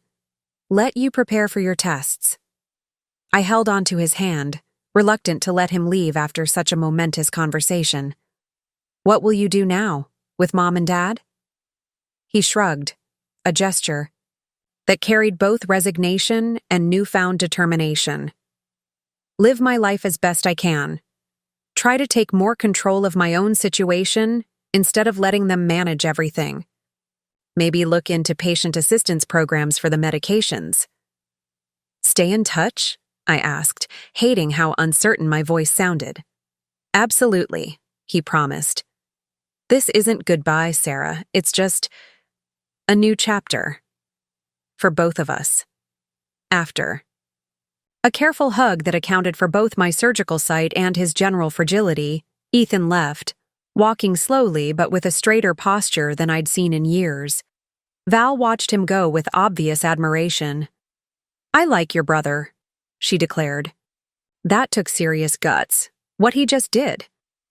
It did, I agreed, still processing the unexpected turn of events. I never expected him to stand up to Mom like that. Sometimes people surprise you, Val said thoughtfully, and not always in bad ways. As the orderly arrived with a wheelchair to transport me to radiology, I found myself at a crossroads, more significant than any I'd faced before. My mother's rejection had been absolute, drawing a clear line between family loyalty as she defined it and the path I had chosen. My father's earlier ultimatum had been reinforced by her cold departure. Yet Ethan's support had revealed another possibility, that family connections could evolve rather than simply end, that boundaries could create healthier relationships rather than destroying them entirely. The question now was how to move forward. Continue with the Phoenix plan as arranged, making a clean break from Minneapolis and the toxic dynamics of my family? Or modify the plan to accommodate some middle path that maintained certain connections while still prioritizing my own well-being. As the radiology technicians positioned me for the brain scan, I closed my eyes and allowed myself to envision both futures. In one, I built a completely new life in Phoenix, free from obligations and expectations, focused entirely on my own healing and growth. In the other, I maintained selective connections, perhaps with Ethan, perhaps with extended family or old friends, while still establishing necessary boundaries with my parents. Both paths had merit. Both offered healing in different ways. The critical decision wasn't just about geography anymore. It was about how completely I needed to sever old ties in order to forge a healthier future. When the scan was complete, Dr. Patel arrived with results that mirrored my internal questions. Progress, but with complexities still to navigate. The hemorrhage has resolved nicely, she explained, showing me the images. There's still some residual inflammation, which is normal at this stage, but overall I'm very pleased with your recovery so far. So I'm cleared for discharge? For the move to Phoenix? I asked, needing certainty about at least this one aspect of my future. She nodded. Medically, yes. I've already sent your records to Dr. Rivera, and she's arranged for your first follow-up appointment next week. She paused, studying my face. But I sense there might be other considerations beyond the medical ones? Family complications, I admitted. Nothing I can't handle. Dr. Patel's expression softened with understanding. Recovery isn't just physical, Sarah. It's emotional, psychological, spiritual even. Whatever decisions you make should support your complete healing, not just your brain, but your heart as well. Her words stayed with me as I was wheeled back to my room, where Val waited with discharge paperwork and a triumphant grin. All clear? She asked. All clear, I confirmed. Dr. Patel has officially approved Operation Phoenix Rising. Excellent. She handed me a freshly charged phone. I have the movers confirmed for Wednesday, your apartment sublease is being finalized as we speak, and our road trip chariot awaits your royal presence tomorrow morning at 10 a.m. Everything was in place. The path forward was prepared. Obstacles removed, support systems established. All that remained was my final decision. Not about whether to go to Phoenix, but about how completely to close the door on what I was leaving behind. As Val continued detailing our departure plans, I found myself opening my email and composing a message to Ethan. Whatever else happened, I wanted that door to remain open, that connection to survive the transitions ahead. Thank you for your support today, I wrote. It meant everything. This isn't goodbye. It's just distance, not disconnection. When you're feeling stronger, Phoenix has excellent medical facilities and a spare bedroom with your name on it. Love you always. As I pressed send, I felt something settle within me, a certainty that I could honor both my need for a fresh start and the genuine bonds worth preserving. The hidden fortune that would fund my new beginning wasn't just financial, it was the wealth of wisdom gained through difficult lessons about where to invest my emotional resources and when to protect them instead. Tomorrow would bring a new city, new surroundings, new possibilities. But today had brought something equally valuable: clarity about which ties to sever and which to carefully, thoughtfully maintain. Tuesday morning dawned bright and clear, a perfect fall day in Minneapolis. Sunlight streamed through the hospital window as I gathered my few personal items, preparing for discharge after 8 days that had transformed my life in ways I was still processing. Val arrived early, bubbling with energy, and armed with a detailed checklist for our departure. Your chariot awaits, my lady, she announced, wheeling in a hospital-issued wheelchair decorated with a small hand-lettered sign reading, Phoenix Rising, Departure Gate. The childish touch made me laugh, releasing some of the tension that had built overnight. You're ridiculous, I told her fondly. Ridiculously organized, she corrected, producing a folder from her bag. Discharge papers, prescriptions, follow-up, appointment schedule, and a step-by-step itinerary for our journey to Phoenix, including designated rest stops where we can stretch your legs and take medication. Her thoroughness was exactly what I needed. Practical support that allowed me to focus on the emotional aspects of this transition. Last night, after my mother's cold departure and Ethan's surprising support, I'd lain awake for hours, thoughts, cycling between doubt, determination, grief, and cautious optimism. By morning, I was emotionally exhausted but resolute. Phoenix represented not just a geographical move, but a psychological one, a chance to recalibrate my understanding of family, obligation, and self-worth. Dr. Patel arrived for final discharge. Instructions, reviewing medication schedules and activity restrictions with both Val and me. The first few weeks are critical for proper healing, she emphasized. No lifting anything heavier than 5 pounds, no bending or straining, and absolutely no driving until cleared by Dr. Rivera in Phoenix. I'll make sure she follows orders, Val promised solemnly. I have no doubt, Dr. Patel smiled, then turned to me with a more serious expression. Sarah, I want to emphasize something important. Brain injuries, even successfully treated ones like yours, can have emotional side effects. Mood swings, unexpected tears, anxiety, even personality changes can occur during recovery. This is normal and usually temporary. I nodded, having already experienced the emotional volatility she described. I've noticed I'm more reactive than usual. Exactly. Be patient with yourself. Your brain is healing, and that includes the areas that regulate emotion. She handed me a business card. This is my direct number. I'll be coordinating with Dr. Rivera, but don't hesitate to contact me if you have questions during your transition. The gesture touched me deeply. This busy neurosurgeon taking time to provide personal support beyond the standard follow-up protocols. Thank you, I said, hoping she could read the genuine gratitude in my expression. For everything. You're very welcome. She hesitated, then added, I understand from your friend that you're making this move without family support. That's challenging under normal circumstances, let alone during recovery from a major health event. Please make sure you're connecting with appropriate support resources in Phoenix. I will, I promised. After a final check of my incision site and neurological responses, Dr. Patel officially signed my discharge papers. A nurse arrived to review medication instructions once more, and then, almost anticlimactically, I was free to leave.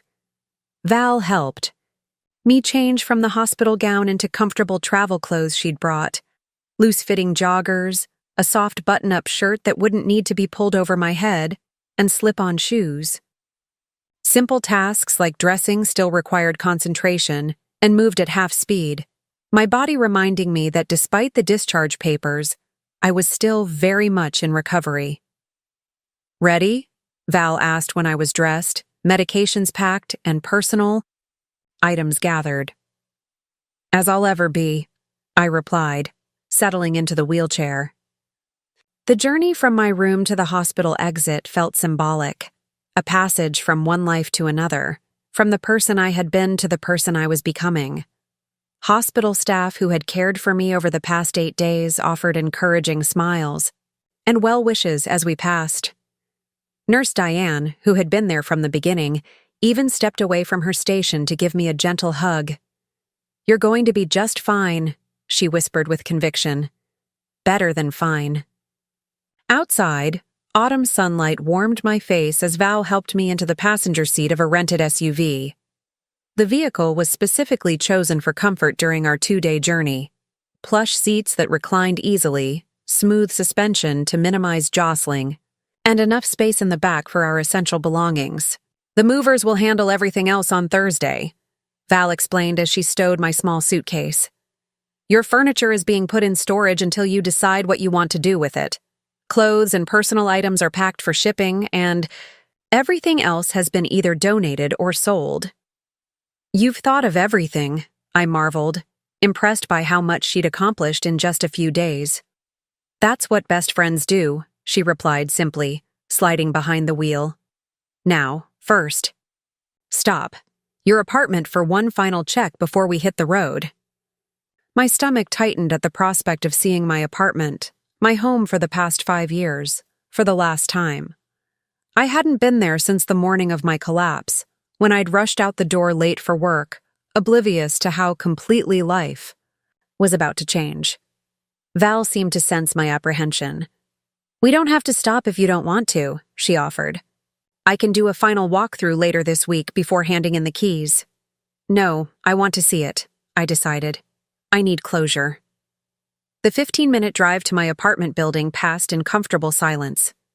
Val navigated the familiar streets, while I watched the cityscape scroll by, the coffee shop where I'd spent weekend mornings reading, the park where I'd walked to clear my head after stressful workdays, the local businesses that had formed the backdrop of my Minneapolis life. I felt a strange detachment, as if I were already a visitor rather than a resident. When we reached my building, Val parked in my designated spot one last time. Want me to come up with you, or would you prefer some time alone? Alone, I think, I said, appreciating her sensitivity. Just for a few minutes. Take your time. I'll wait here. The 3 flights of stairs to my 3rd-floor unit were more challenging than I'd anticipated. By the 2nd landing, I was breathing heavily, my body reminding me of its limitations. I paused, leaning against the wall, struck by the realization that this simple act, climbing stairs I'd navigated thoughtlessly thousands of times, had become a significant physical challenge, another reminder of how drastically life had changed. When I finally reached my apartment and unlocked the door, I was unprepared for the emotional impact of seeing my home stripped down to its bare essentials. The furniture remained, staged for the property manager's showings to potential new tenants, but all personal touches had been removed. No photos on the walls, no books on the shelves, no throw pillows or decorative items that had made the space distinctly mine. I moved slowly through the rooms, trailing my fingers along surfaces, saying goodbye to the space that had sheltered me through important years of my adult life. The living room where I'd hosted dinner parties and movie nights. The kitchen where I'd learned to cook properly after years of student budget meals. The bedroom where I'd slept, dreamed, and occasionally cried when the weight of family obligations became too heavy. In the bathroom, I caught sight of myself in the mirror and paused, struck by the physical changes. I was thinner, my face drawn from the surgery and subsequent stress. The incision on my scalp was hidden by hair, but visible if I turned my head just so, a permanent reminder of how close I'd come to death. "Who are you now?" I whispered to my reflection. Not the dutiful daughter and sister who had sacrificed her own dreams and financial security for family. Not the woman who had measured her worth by what she could provide to others. But who, exactly? The question lingered, unanswered but not distressing. Perhaps discovering the answer was part of the journey ahead. In my home office, I found a single item Val had intentionally left behind. My vision board from 3 years ago, created during a company retreat focused on personal and professional goal setting. I'd forgotten about it entirely. This collage of images and words that had represented dreams I'd never actively pursued. Travel to distant locations, a home with a garden, time for creative hobbies, even a relationship. All aspects of life. I'd deprioritized while focusing on work and family obligations. I carefully removed the board from the wall, suddenly certain it should come with me to Phoenix. A reminder of deferred dreams now possibly within reach. With one last look around the empty apartment, I locked the door behind me, leaving the key under the mat as arranged with Val. The symbolism wasn't lost on me, physically locking away my old life before embarking on a new one. The stairs were even more challenging going down, and I was breathing heavily by the time I reached the SUV. Val took one look at my face and wordlessly handed me a tissue for the tears I hadn't realized were falling. "It's okay to grieve what you're leaving behind," she said gently as I settled into the passenger seat. "Even when you're moving toward something better." I nodded, unable to speak past the lump in my throat. Val didn't press for conversation, simply squeezed my hand before starting the engine. "Ready to begin our grand adventure?"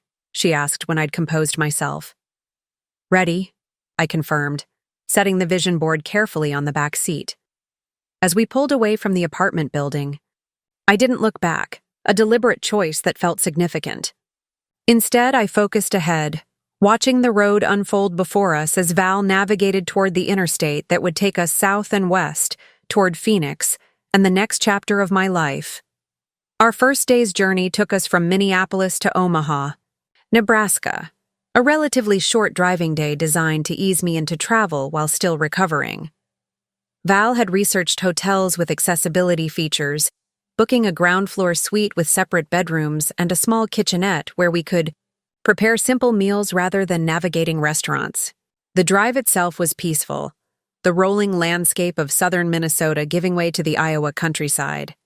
Val kept me entertained with playlists from our college days and stories about her life in Phoenix, the desert hiking trails, the vibrant art scene, the diverse community she'd found there. "It's not perfect," she acknowledged. "Summer heat is brutal, water conservation is a constant concern, and the politics can be frustrating. But there's something magical about the desert, this sense of possibility, of reinvention." "Reinvention sounds perfect right now," I admitted, watching cornfields scroll past the window. "I feel like I've been playing a role for so long that I'm not sure who I am without it." "That's the beautiful thing about fresh starts," Val replied thoughtfully. "You get to decide who you want to be without the weight of others' expectations." The observation resonated deeply, highlighting exactly what had been missing in my Minneapolis life: the freedom to define myself beyond my family's needs and expectations. For years, I'd been Ethan's sister, or the responsible one, or our financial support. Roles that, while important, had gradually overshadowed my individual identity. In Phoenix, no one would know those roles. No one would expect me to fulfill them. I could simply be Sarah, a woman discovering who she was and what she wanted from life. We arrived at our Omaha hotel by late afternoon, timing deliberate to avoid my first travel day stretching too long. Val handled the check-in while I rested in the car, then helped me to our suite, a process that highlighted my continuing physical limitations. Even the short walk from parking lot to room left me winded and slightly dizzy, my body not yet recovered, enough for sustained activity. "This is frustrating," I confessed, sinking gratefully onto the suite's comfortable sofa. "I feel like an invalid." "You're recovering from brain surgery," Val reminded me matter-of-factly. "8 days ago, you were in the ICU. Cut yourself some slack." Her pragmatic perspective helped recalibrate my expectations. Of course, I was still weak. The body needed time to heal from such significant trauma. The important thing was that each day brought small improvements: less pain, greater stamina, clearer thinking. That evening, as we shared a simple dinner Val had prepared in the kitchenette, my phone buzzed with a text message. I tensed instinctively, conditioned by years of family emergencies to expect demands or crises. But the message was from Ethan. "Hope day 1 of your journey went well. Thinking of you. Rest when you need to, and enjoy this new beginning. You've earned it." The simple message of support without demands or guilt brought unexpected tears to my eyes. I showed the phone to Val, who read it and smiled. "See? Not all family connections have to be toxic. Seems like your brother is figuring out how to have a healthier relationship with you." "I hope so," I replied, typing a brief but warm response to Ethan.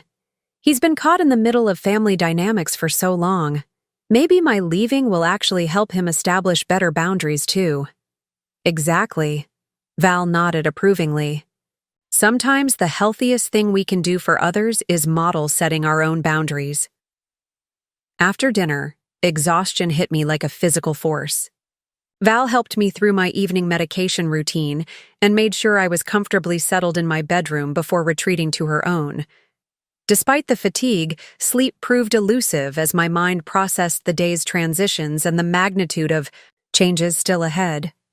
I found myself opening my banking app, checking the balance of my secret fund, the financial cushion that made this journey possible. The numbers on the screen represented more than money. They were tangible proof of my foresight, my quiet resistance to being completely consumed by family obligations. Even at my most self-sacrificing, some core part of me had maintained this boundary, this protection of my future self. The realization was strangely empowering. If I had possessed the wisdom to create this financial safety net years ago, perhaps I had more internal resources than I'd given myself credit for. Perhaps the strength to rebuild my life had been within me all along, waiting for the right moment to emerge. With that comforting thought, I finally drifted to sleep. Not the medication-induced unconsciousness of the hospital, but natural healing rest. The second day of our journey took us from Omaha through Colorado and into northern New Mexico, where we'd planned our overnight stop. The landscape transformed dramatically as we traveled, from the agricultural flatlands of Nebraska to the rising elevations of Colorado and the stark, haunting beauty of the high desert. It's like watching a visual representation of my life transition, I observed as red rock formations appeared on the horizon, everything familiar gradually giving way to something completely different. Val glanced over from the driver's seat, smiling. That's very poetic for an accountant. Maybe I'll discover hidden talents in Phoenix, I joked. Sarah Reynolds, desert poet. Why not? That's the whole point of this journey, discovering who you are beyond the roles you've played. As we drove, I found myself mentally cataloging not just what I was leaving behind, but what I was moving toward. Professional growth through remote work and potentially new opportunities. Personal development without the constant drain of family obligations. Physical healing in a climate gentler than Minnesota winters. Friendship with Val and the possibility of new connections in Phoenix. For the first time, the future felt open with possibility rather than constrained by responsibility. We stopped frequently throughout the day, honoring Dr. Patel's instructions about movement and rest. At one scenic overlook in Colorado, Val spread a blanket on a grassy area away from other tourists, and we enjoyed a picnic lunch while absorbing spectacular mountain views. I never would have seen this if I'd stayed trapped in my old patterns, I mused, breathing in the crisp mountain air. There's a whole world I've been missing. And now you get to explore it, Val replied, handing me a sandwich. One day at a time, as your health allows.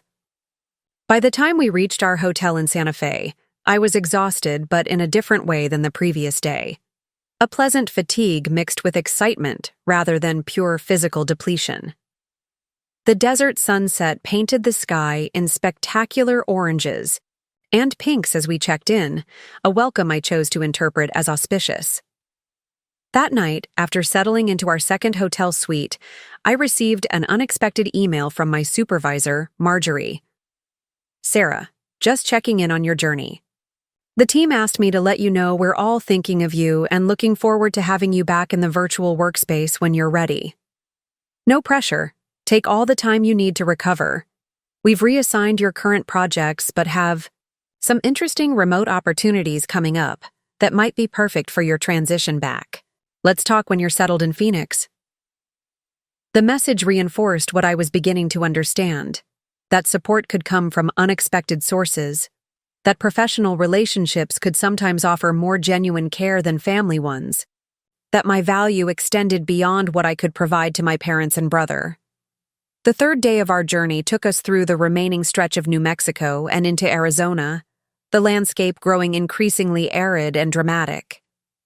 As we approached Phoenix in the late afternoon, the iconic saguaro cacti appeared, standing like sentinels welcoming us to the desert. Almost home, Val announced as the city skyline appeared on the horizon, the setting sun glinting off downtown buildings. Home. The word resonated unexpectedly. Not my apartment in Minneapolis, not my parents' house, but this new place. A city I'd never visited, a landscape unlike anything I'd known, a life I was just beginning to imagine. Val's apartment complex was exactly as she'd described. Single-level units arranged around a central courtyard with a pool. Desert landscaping providing privacy and beauty simultaneously. Her two-bedroom unit was bright and airy, decorated in southwestern colors that somehow managed to feel both vibrant and soothing. The guest room is all yours for as long as you need it, she said, showing me the space she'd prepared. A comfortable bed with extra pillows for elevation as my doctors had recommended. A bedside table arranged with my medications and water. Even a small vase of desert wildflowers to welcome me. The thoughtfulness of the arrangement, so different from my family's dismissal, brought tears to my eyes for what felt like the 100th time in recent days. Thank you, I managed, for everything. Val simply hugged me carefully, mindful of my still healing body. Welcome to your new beginning, Sarah. This is just day one. As I settled into the guest room that would be my home for the coming Weeks or months, I thought about the journey that had brought me here. Not just the 3-day drive from Minneapolis, but the emotional path from self-sacrificing daughter and sister to a woman reclaiming her right to prioritize her own well-being. The hidden fortune that had facilitated this transition wasn't just the money in my secret account. It was the courage to choose myself, the wisdom to recognize unhealthy patterns, and the strength to create distance from those who couldn't respect my boundaries. These were the true resources that would fund my new life, a life I was now free to design according to my own values and dreams.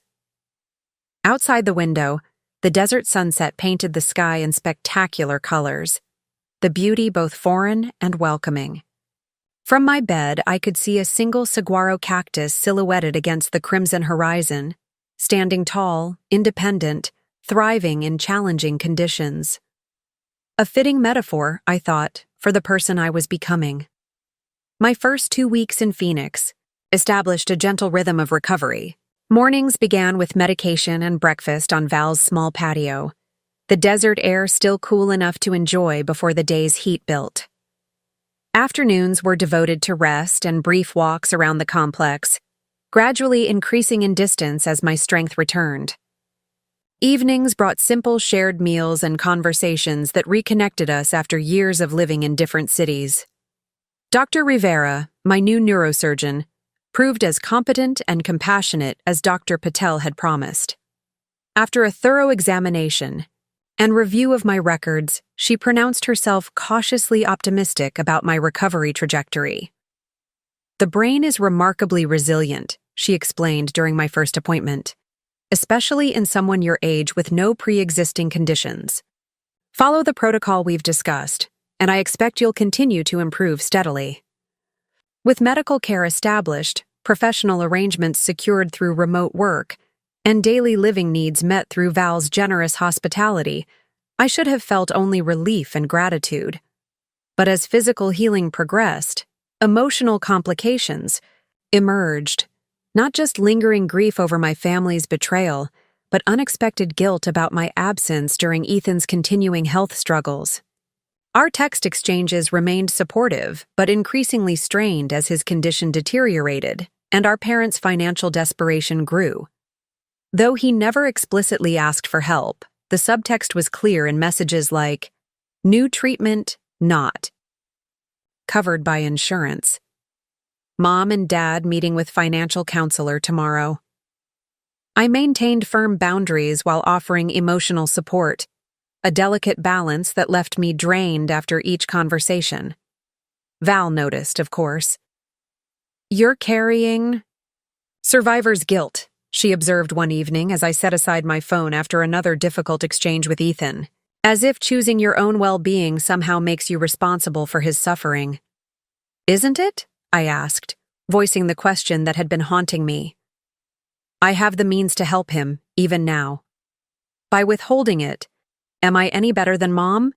And Dad were when they abandoned me." "That's a false equivalence," Val countered firmly.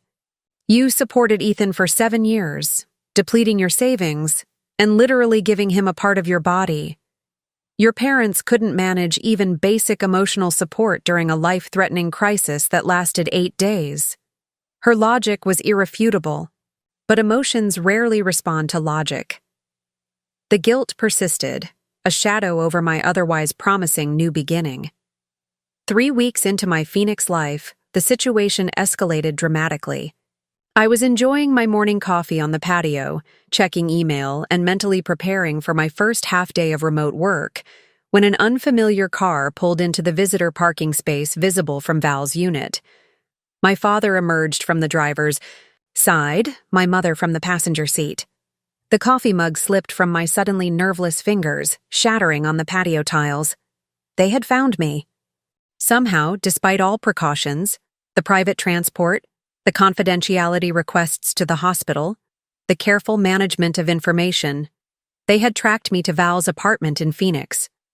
Val emerged from inside, alerted by the sound of breaking ceramic. "What happened? Are you—" She followed my frozen gaze to the parking area and inhaled sharply. "Is that—" "My parents," I confirmed, my voice oddly calm despite the adrenaline flooding my system. I don't know how they found me. Val's expression hardened. You don't have to see them. I can tell them to leave, call security if necessary. The offer was tempting, to avoid the confrontation, to maintain the protective bubble I'd created around my recovery. But avoidance, I realized, would only postpone the inevitable. This confrontation had been building since the moment I'd decided to prioritize myself over family obligations. No, I decided, rising from my chair with more steadiness than I felt. I need to face them, to end this properly. Val looked concerned but nodded. I'll be right here if you need backup. I moved through the apartment to the front door, pausing to check my reflection in the entryway mirror. The woman who gazed back at me was changed from the one who had collapsed outside her Minneapolis office building a month ago. Thinner, yes, with faint shadows still beneath her eyes from ongoing recovery. But there was something else too, a steadiness in her gaze, a set to her jaw that spoke of newfound resolve. I opened the door before they could knock, catching both my parents off guard. They stood on the small porch, travel-rumpled and tense. My mother clutched her purse with white-knuckled hands. My father's face bore the tight expression I recognized from childhood confrontations. How did you find me? I asked without preamble.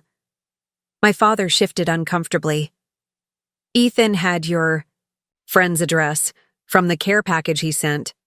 So that was it. The small box of Minnesota comfort items Ethan had shipped the previous week, his way of showing support despite his own struggles. I hadn't thought to caution him against sharing Val's address, a naive oversight given my parents. Evident determination. You should have called first, I said, making no move to invite them inside. I'm still recovering. Unexpected stress isn't recommended. Would you have agreed to see us if we'd called? My mother challenged, her voice brittle. Probably not, I admitted, which should tell you something about forcing this confrontation. My father stepped forward, using his height to subtly intimidate as he had throughout my childhood. We wouldn't have had to track you down if you hadn't abandoned your family without warning. I gave plenty of warning, I corrected calmly. I explained my decision to all of you. You simply didn't respect it. Because it's irresponsible, my mother interjected. Running away to Arizona while your brother's condition worsens, while your family struggles financially? I didn't run away, I interrupted, refusing to accept her framing. I made a medically sound decision to relocate for my recovery after brain surgery. Surgery that nearly didn't happen in time because my colleague found me collapsed, not my family who were too focused on Ethan to even check on me. Val appeared, silently beside me, her presence a steadying force. My parents' expressions shifted as they registered this witness to our family dysfunction. Perhaps we could continue this conversation inside, my father suggested, his tone modulating into something more reasonable. This isn't a discussion for the doorstep. I hesitated, weighing the invasion of my safe space against the benefits of containing this confrontation away from neighbors' curious eyes. 15 minutes, I decided finally. You can have 15 minutes of my time, but if the conversation becomes aggressive or manipulative, I'll ask you to leave immediately. They exchanged glances, clearly taken aback by this assertive version of their usually compliant daughter. After a moment, they nodded agreement. I led them into Val's living room, taking the armchair while they settled uncomfortably on the sofa. Val remained standing by the kitchen counter, close enough to intervene if needed, but giving us space for the conversation. The deliberate positioning wasn't lost on my parents, who cast her resentful glances. Why are you here?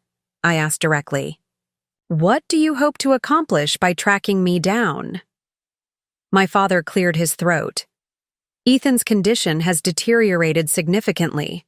He needs another surgery, one that's experimental and not covered by insurance. I'm sorry to hear that, I said sincerely. I've been in regular contact with Ethan. I'm aware of his health challenges. Then you know how desperate the situation is, my mother pressed. The procedure costs $175,000. We've mortgaged the house to its limit, liquidated our retirement accounts, even considered selling the restaurant. But we're still short by nearly $80,000. The amount hung in the air between us, a sum that would deplete most of my remaining emergency fund, the financial cushion that made my new beginning possible. We wouldn't ask if there were any other option, my father added, his tone softening into something that mimicked genuine concern. But this is Ethan's life we're talking about. Your brother. The emotional manipulation was so transparent, it was almost insulting. They hadn't come to reconcile or understand my perspective. They hadn't even come because they were worried about me after my own life-threatening medical crisis. They had traveled over 1,000 miles solely to access my financial resources. Did Ethan ask you to come here? I questioned, already knowing. The answer. My mother looked away. He doesn't know we've come. He would never ask you directly, not after. Everything. No, he wouldn't, I agreed. Because unlike you, Ethan respects my boundaries. He understands that I nearly died and am still recovering. He accepts that I've already given 7 years of financial support and a literal part of my body to help him. So you're refusing to help, my father concluded, anger edging his voice. Your own brother could die because you're being selfish. Val made a small noise of disbelief from her position by the counter, but I gestured for her to let me handle this. I'm not being selfish, I replied with a calm I didn't entirely feel. I'm practicing self-preservation after years of sacrificing my own needs for everyone else's. And I find it telling that you immediately interpret reasonable boundaries as selfishness. What would you call it? My mother demanded. You have the means to help save your brother's life, and you're choosing not to. I call it a consequence of choices made over many years, I said. Yours, mine, all of ours. You chose to place the entire financial burden of Ethan's care on me rather than exploring other options. I chose to enable that by never setting proper boundaries, and now I'm choosing a different path. My father stood abruptly, towering over me in a posture I recognized from childhood arguments, physically imposing, designed to intimidate. We are your family, he stated, as if this simple fact trumped all other considerations. Family takes care of each other, no matter what. I remained seated, refusing to be intimidated. Exactly. Family takes care of each other. So where were you when I was in the ICU? Where was your support during my recovery? Why did Mom text me that I was on my own? That's different, my mother protested weakly. Yes, it is, I agreed. Because when I needed emotional support, something that costs nothing but time and care, you were unwilling to provide it. Yet you expect me to deplete my financial security for you without hesitation. A tense silence filled the room. I could almost see them recalculating, searching for another angle of approach now that emotional manipulation had failed. What if we structured it as a loan? My father suggested finally. With repayment terms, interest if you want. Once Ethan recovers from this surgery, he can return to work part-time, start contributing to his own care costs. The proposal might have tempted me once, a seemingly reasonable compromise that acknowledged my concerns while still meeting their needs. But I recognized it now as another form of the same pattern. My resources flowing outward to my family with promises of reciprocity that would never materialize. No, I said firmly. I won't be providing financial support for Ethan's treatment. My mother gasped as if physically struck. How can you be so cold? This is your brother's life. I'm aware of what's at stake, I replied evenly. I'm also aware of other options you haven't pursued because accessing my money was easier. My father's expression darkened. What options? We've tried everything. Have you approached the hospital about charity care programs? Applied for assistance through the drug manufacturer? investigated clinical trials for the experimental treatment, pursued crowdfunding through your church and community networks? I listed possibilities I'd researched during sleepless nights, torn between guilt and self-preservation. Their silence confirmed my suspicion. They had defaulted to me as the solution without exploring alternatives. Those options take time, my mother protested finally. Time Ethan may not have. They take effort, I corrected. Effort you weren't, willing to make as long as you thought you could pressure me instead. My father's face flushed with anger. So that's it? You're turning your back on your brother? On your family? No, I said, rising to face him directly. I'm turning my back on a dysfunctional pattern that's damaged all of us. I love Ethan. I want him to receive the treatment he needs. But I won't sacrifice my future security to maintain a system that treats me as a resource rather than a person. Val stepped forward, her presence a physical reminder that I wasn't facing this confrontation alone. I think the 15 minutes are up, she noted quietly but firmly. My father looked as if he might argue, but something in my expression or Val's deterred him. Instead, he reached into his jacket pocket and withdrew an envelope, placing it on the coffee table with deliberate finality. Ethan wanted you to have this, he said stiffly. If we manage to find you, though I'm not sure you deserve it now. Without waiting for a response, he turned toward the door. My mother lingered a moment longer, her expression a complex mixture of anger, disappointment, and something that might have been grudging respect. You've changed, she said, echoing her earlier accusation, but with a different tone. Less condemnation, more observation. Yes, I agreed simply. I have. After they left, Val and I stood in silence, processing the intensity of the confrontation. My hands were shaking with delayed adrenaline, my breathing shallow and too fast. You okay? Val asked gently. No, I admitted, sinking back into the armchair. But I will be. My gaze settled on the envelope my father had left. Ethan's message, delivered despite his unawareness of our parents' mission. With trembling fingers, I picked it up and carefully opened it, unsure what to expect. Inside was a single sheet of paper, not a letter, but a printed confirmation page from a crowdfunding website.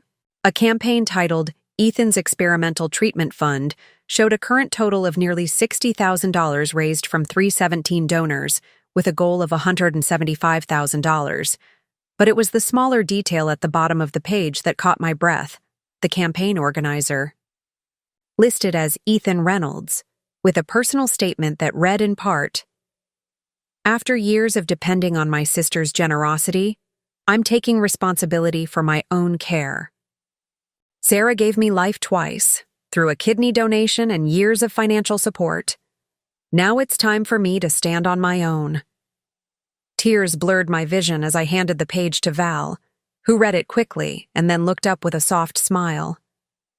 Well, she said, it seems your brother really has been paying attention. The revelation hit me like a physical force. While my parents had been flying to Phoenix to demand more sacrifice from me, Ethan had been actively working to release me from that obligation.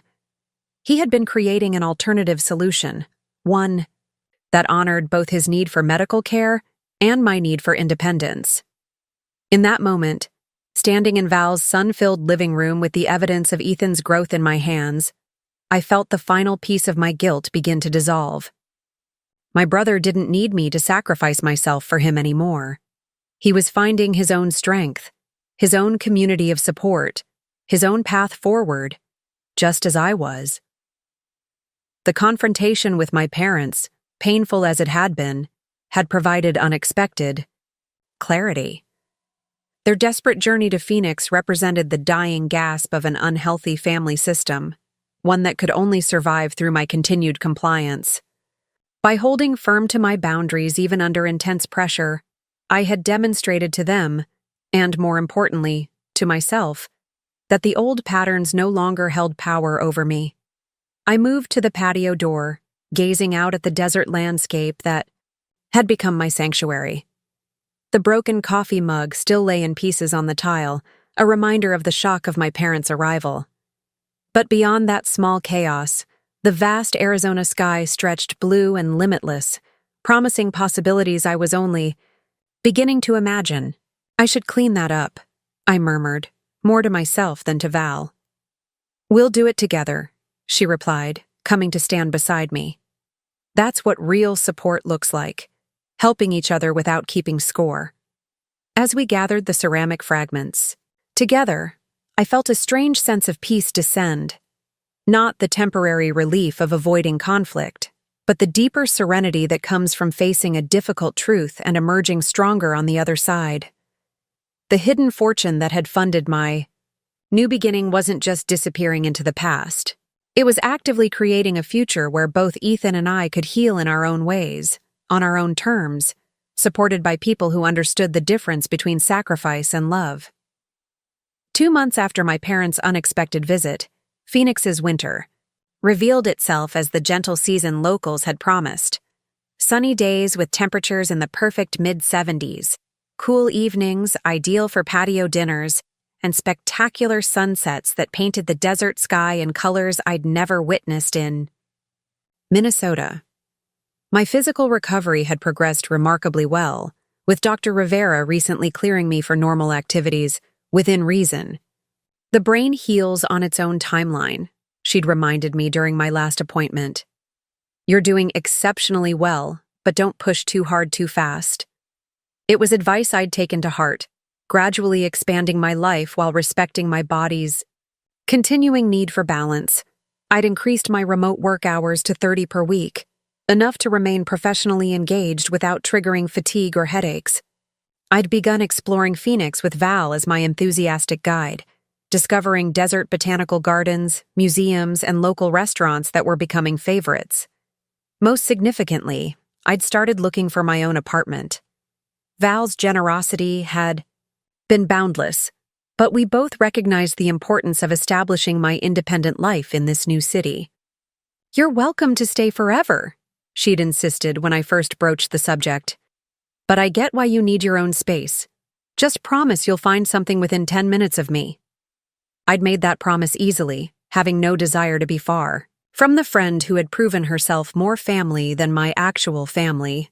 That particular Wednesday afternoon found me alone in Val's apartment, reviewing listings from a real estate agent who specialized in helping medical recovery patients find suitable housing.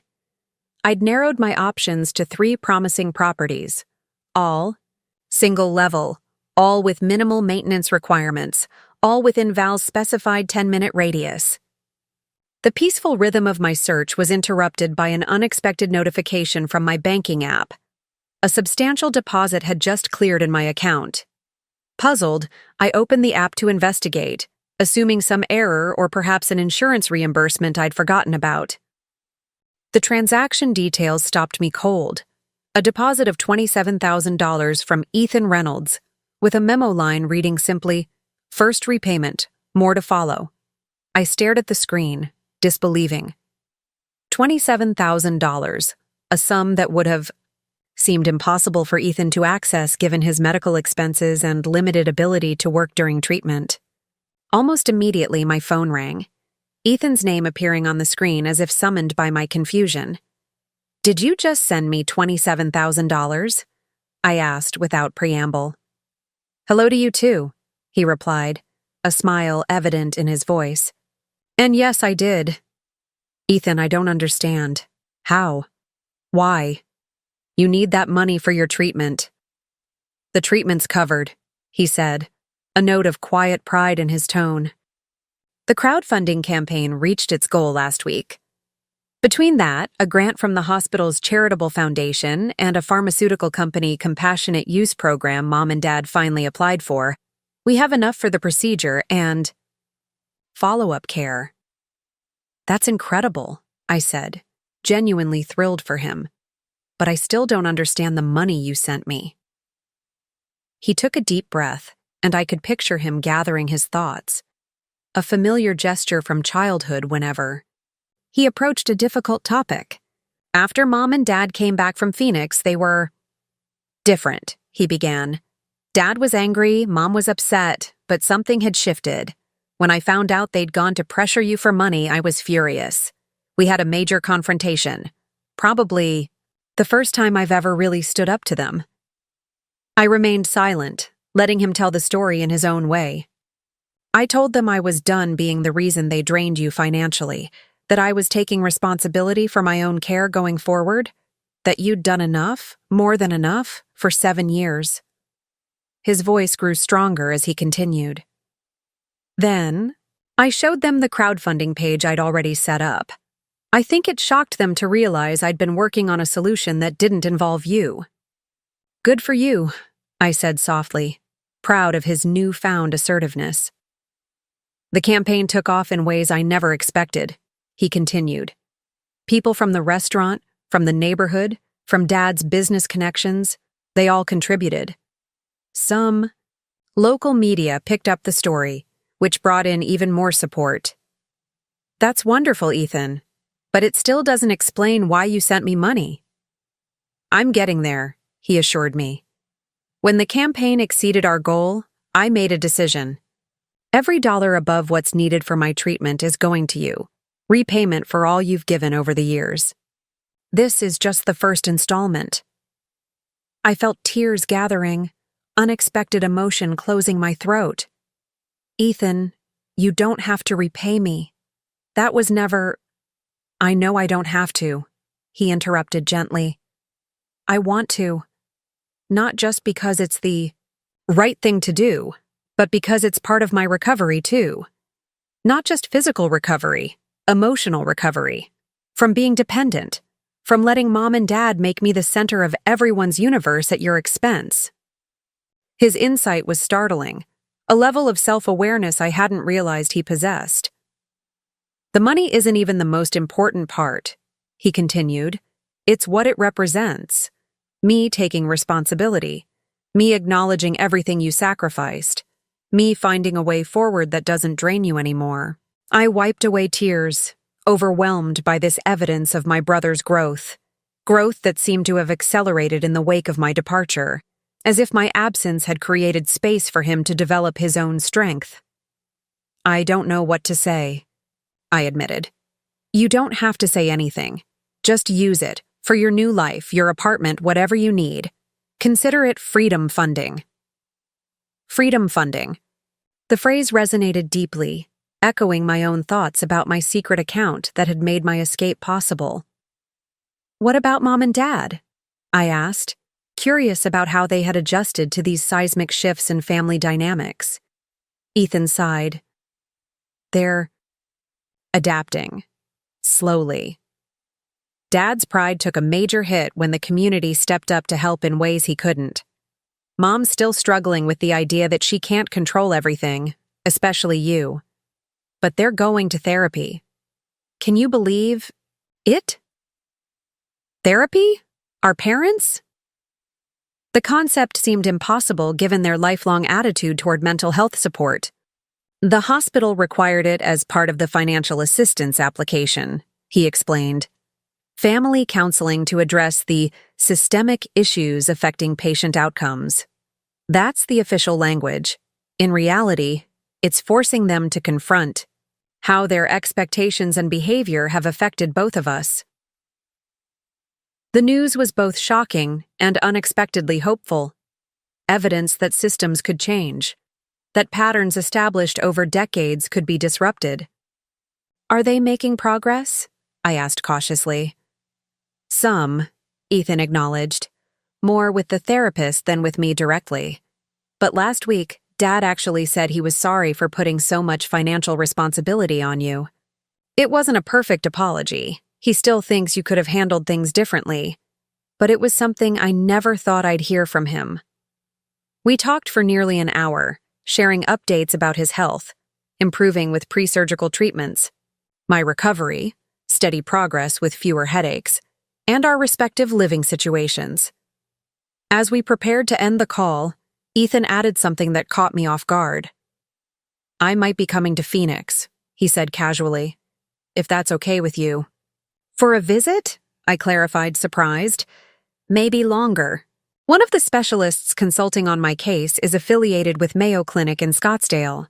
If the surgery goes well, he thinks I might be a good candidate for an extended treatment protocol they're developing there. The climate would be better for recovery than Minnesota winters, too. The parallels to my own situation weren't lost on me. That's remarkable, Ethan. Of course it's okay with me. More than okay. I wouldn't expect to stay with you or anything, he hastened to add. I'd find my own place, establish my own support network. I like the idea of being closer to you, of rebuilding our relationship as equals, not as caretaker and patient. Equals. The word held such promise, a vision of a sibling relationship recalibrated after years of imbalance. I'd like that too, I said, meaning it completely. After we ended the call, I sat in Val's sunny living room, absorbing the unexpected developments. The deposit notification still glowed on my phone screen, tangible evidence of a shift so profound it seemed almost miraculous. For 7 years, money had flowed in one direction, from me to my family, depleting my resources to sustain my brother's health. Now, for the first time, it had reversed course, a symbolic rebalancing that represented something far more meaningful than the actual dollars involved. When Val returned home from work, I shared Ethan's news and showed her the deposit notification. "Well, damn," she said, genuinely impressed. "When your brother decides to step up, he doesn't mess around." "It's more than I ever expected," I admitted. "Not just the money, but his self-awareness, his determination to change the pattern." Val settled onto the sofa beside me, contemplative. "You know what I think? I think your leaving was the best thing you could have done, not just for yourself, but for him too." "How so?" "By refusing to keep playing your assigned role in the family drama, you forced everyone else to reconsider their parts. Your parents had to look elsewhere for financial solutions they'd been avoiding.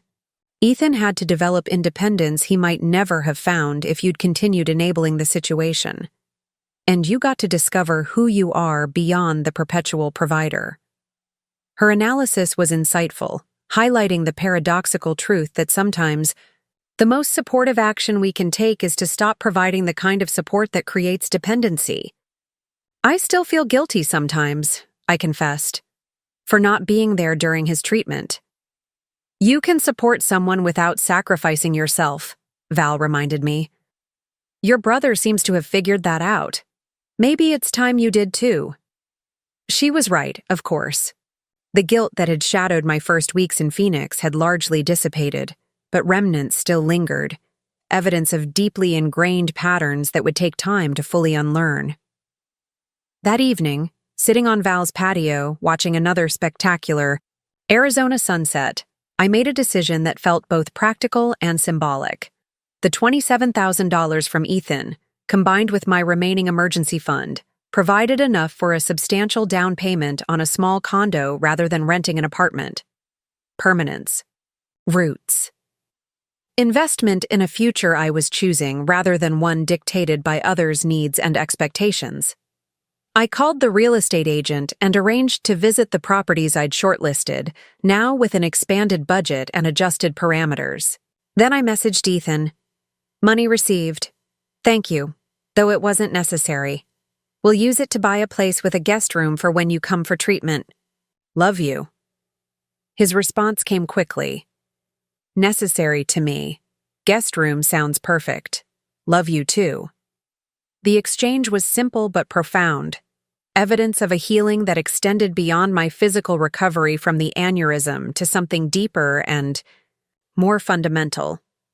Both Ethan and I were recovering from years of unhealthy family dynamics, finding our way toward more balanced relationships and independent identities.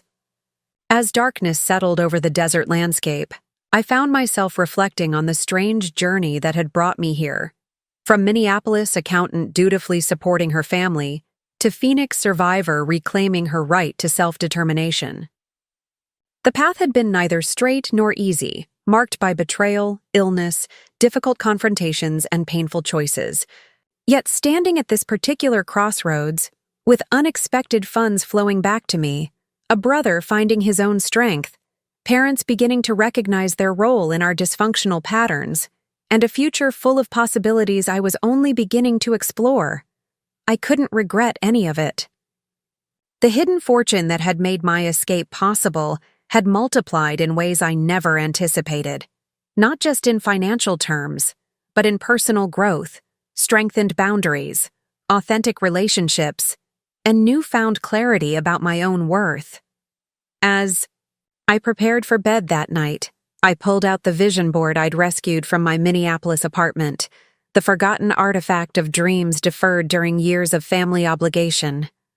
In the month since arriving in Phoenix, I'd added new images: desert landscapes, a small home with southwestern architecture, figures hiking through saguaro-dotted trails. Now I added another, a simple photograph of two people, a woman and a man, sitting on a hospital bench in sunlight, both recovering, both smiling. Siblings healing together but independently, each finding their own path forward.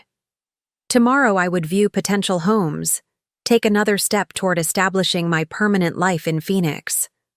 But tonight, I allowed myself to simply appreciate how far I'd already come, from fighting for my life in a Minneapolis hospital to creating a life truly worth living in the Arizona desert. The hidden fortune had funded my physical journey, but the true wealth I'd discovered was something money couldn't buy: the courage to choose myself, the wisdom to set boundaries, and the discovery that sometimes the most loving choice we can make for ourselves and others is to stop sacrificing our own well-being in ways that ultimately serve no one.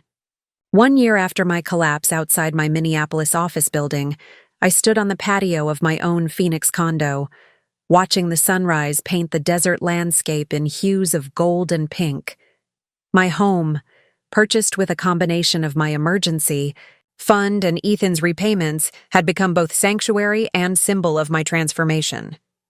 The 2-bedroom condo in a quiet complex near the Phoenix Mountains Preserve offered everything I'd needed: single-level living for my recovery period, a small but vibrant community of neighbors, and proximity to Val's apartment. Over the past 9 months, I'd gradually made it my own: Southwestern-inspired decor that reflected my new environment, a small desert garden on the patio, and a guest room that had already hosted Ethan twice during his pre-treatment consultations. As I sipped my morning coffee, I reflected on the year's journey. Not just the physical recovery from my aneurysm, which Dr. Rivera had recently pronounced remarkably complete, but the deeper healing of patterns and relationships that had been unsustainable for far too long. My professional life had stabilized into a new configuration that better supported my priorities. After 3 months of remote work for my Minneapolis firm, I'd accepted a position with a Phoenix-based financial services company, one that specialized in helping families navigate medical financial planning.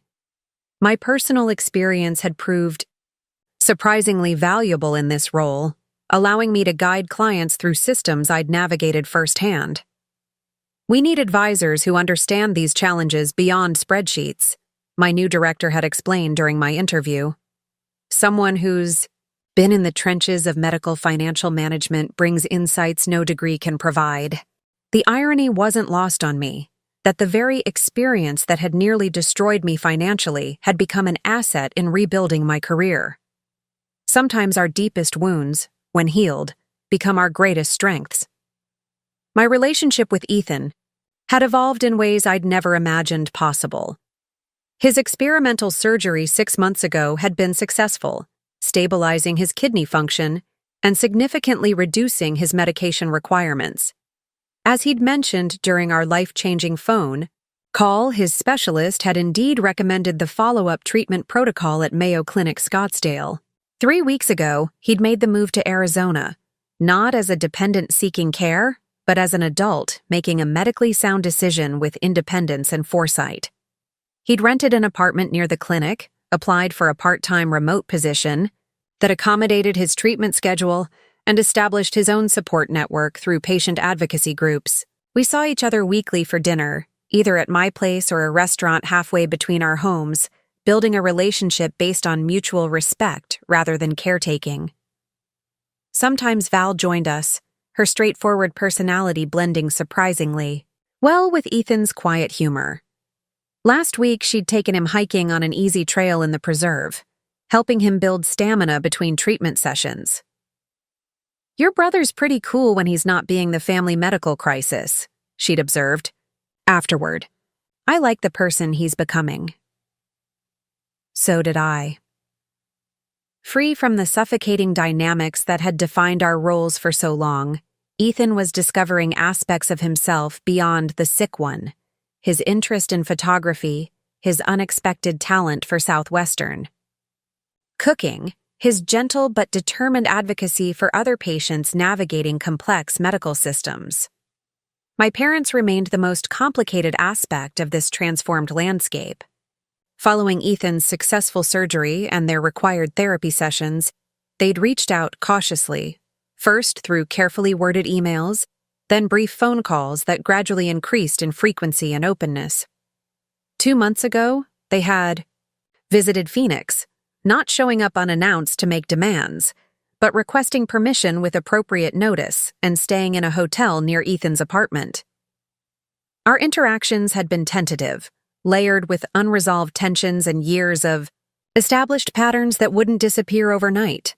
Yet there had been moments of genuine connection. My father, walking beside me in the desert botanical garden, had offered what might have been the first sincere apology of my adult life. "I didn't see what we were doing to you," he'd admitted, studying a massive saguaro rather than meeting my eyes directly, taking and taking until there was nothing left. "That wasn't fair, Sarah. It wasn't right." The acknowledgement, while imperfect, represented growth I'd never expected from him. My mother's evolution was slower, her identity as family manager, more resistant to reconfiguration. But even she had shown glimmers of change, most notably in her interactions with Ethan. "She's learning to let me make my own medical decisions," he'd reported after their visit. "Still gives her opinion on everything, but she's accepting when I choose differently. That's progress." Progress, not perfection. A family slowly healing from dysfunctional patterns, finding new ways to connect without the toxic cycles of enabling and dependency that had defined us for so long. The most significant transformation, however, was within myself. The woman who had once measured her worth by what she could provide to others, who had depleted herself financially, emotionally, and physically to meet everyone else's needs, had learned to value her own well-being as a non-negotiable priority. I still gave to others, but from abundance rather than depletion. I'd established a small foundation that provided respite care funding for families supporting members with chronic illness, a way to ensure caregivers received the breaks they needed before reaching crisis points. I volunteered monthly at a financial literacy program for patients navigating complex medical billing systems. I'd even begun mentoring a young woman managing her mother's cancer care while trying to maintain her own career. These contributions nourished rather than drained me because they were chosen freely, bounded by limits I established and maintained, and balanced with robust self-care. The morning sun had fully risen now, warming the desert air enough that I'd soon need to move inside. My phone chimed with a calendar reminder. My friend Diane from my hiking group would be arriving soon for our weekly trek through the preserve. Diane represented another aspect of my transformed life. Friendships formed in Phoenix that had no connection to my previous roles and responsibilities. Through Val's encouragement, I'd joined a women's hiking club, a book group, and a community garden project, gradually building connections based on shared interests rather than obligation or history. As I gathered my hiking gear, I caught sight of my reflection in the hallway mirror. The physical changes from a year ago were subtle but significant. Healthy color had returned to my face. The tension I'd carried for years around my eyes and mouth had softened. My posture was straighter, less defensive. But the most profound changes weren't visible on the surface. They resided in boundaries maintained, in priorities honored, in the quiet certainty that my worth extended far beyond what I could provide to others. The doorbell rang. Diane arriving for our hike, ready for the moderate trail we'd planned to tackle today. Another small milestone in my recovery, each week attempting slightly more challenging routes as my stamina continued to build. Good morning, desert dweller, she greeted me cheerfully. Ready to conquer the hidden valley loop today? Absolutely, I confirmed, shouldering my day pack with water and trail snacks. As we walked toward the trailhead, Diane updated me on her week, her daughter's college applications, her husband's job change, her ongoing renovation project. Normal life challenges navigated with the resilience of someone who hadn't experienced the seismic disruptions that had characterized my past year. Yet I found myself grateful even for those disruptions. The aneurysm that had nearly ended my life had instead catalyzed its transformation. My family's abandonment in that moment of crisis had revealed the unsustainable nature of our relationships, allowing for necessary reconstruction. Even my financial depletion had ultimately led to wiser stewardship of both material and emotional resources. The hidden fortune that had made my escape possible had been just the beginning. The true wealth I'd accumulated since arriving in Phoenix couldn't be measured in dollars. It consisted of authentic connections, hard-earned wisdom, and the profound freedom that comes from living aligned with one's own values rather than others' expectations. Halfway up the trail, we paused at a scenic overlook. The valley stretched below us, Phoenix gleaming in the distance, desert vegetation thriving in what appeared at first glance to be inhospitable conditions. Amazing what can flourish in the desert, isn't it? Diane commented, following my gaze. Plants that would die anywhere else absolutely thrive here. I know exactly what you mean, I replied, thinking not of the cacti and desert wildflowers, but of my own unexpected blooming in this landscape so different from where I'd begun. Later that evening, after a productive workday and a video call, with a new client navigating her husband's complex medical expenses, I received an unexpected email from my mother with a subject line reading, "Recognition." I opened it cautiously, still conditioned to expect demands or criticism despite months of gradually improving communication. Instead, I found something utterly unexpected. Sarah, your father, and I received an invitation today to an event honoring community members who have made significant contributions to medical support systems in the Twin Cities. The organization sponsoring it mentioned you specifically. Apparently, your years of supporting Ethan financially haven't gone unnoticed. Nor has the foundation you've established since moving to Arizona. They asked if we would accept recognition on your behalf, since you're no longer in Minnesota. I told them I would need to ask you first, something I wouldn't have thought to do a year ago. That's progress, isn't it? Whatever you decide about. The recognition. I wanted to tell you something important. I'm proud of you, Sarah. Not just for what you did for our family all those years, but for what you've done for yourself this past year. It took losing you to realize what we had in you all along. Not just financial support, but strength, wisdom, and integrity we took for granted. We're still learning how to be better parents, better people. The therapy is helping, though your father would never admit that publicly.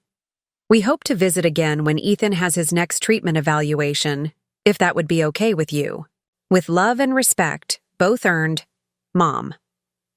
The email left me momentarily speechless, the validation so unexpected and yet perfectly timed. Exactly 1 year from the day my life had irrevocably changed. I hadn't sought recognition or approval from my parents, had learned to find validation within myself instead. Yet there was healing in these words, in this acknowledgement of both what I had given and what I had become. After careful consideration, I composed a reply. Mom, thank you for asking rather than assuming.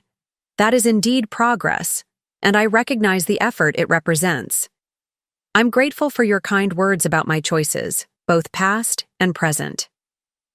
Regarding the recognition event, I appreciate being remembered in the Minnesota medical community, but I'd prefer the focus remain on those currently doing the work there.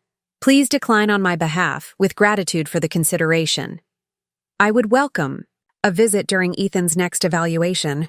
Perhaps we could hike in the desert preserve if you're feeling adventurous. There are trails suitable for all levels, and the landscape has a way of putting life's challenges in perspective. With love, Sarah. As I sent the email, I realized how much had changed in my ability to respond to my family. The boundaries maintained without anger, the connection offered with appropriate limits, the absence of either resentment or capitulation that had characterized so many previous interactions. That night, I added a final image to my vision board, a simple photograph of a desert plant flowering brilliantly against a rocky background. Beneath it, I wrote words that captured the essence of my journey. Thriving where planted, even when the ground isn't what you expected. The hidden fortune that had funded my escape had been depleted and replenished, transformed from emergency rescue funds to investment in a future of my own design. But the true treasure I'd discovered couldn't be quantified in financial terms. It was the liberation of living authentically, the joy of reciprocal relationships, and the quiet confidence that came from honoring my own worth as non-negotiable. 1 year after fighting for my life in a Minneapolis hospital, I wasn't just surviving, I was flourishing, much like the desert plants outside my window that turned harsh conditions into opportunities for spectacular growth. The text message that had once devastated me, "You're on your own," had become not a sentence but a starting point for the most meaningful chapter of my life. I had been on my own, and I had discovered that was exactly where I needed to be to become fully myself. Up next, you've got 2 more standout stories right on your screen. If this one hit the mark, you won't want to pass these up. Just click and check them out, and don't forget to subscribe and turn on the notification bell so you don't miss any upload from us.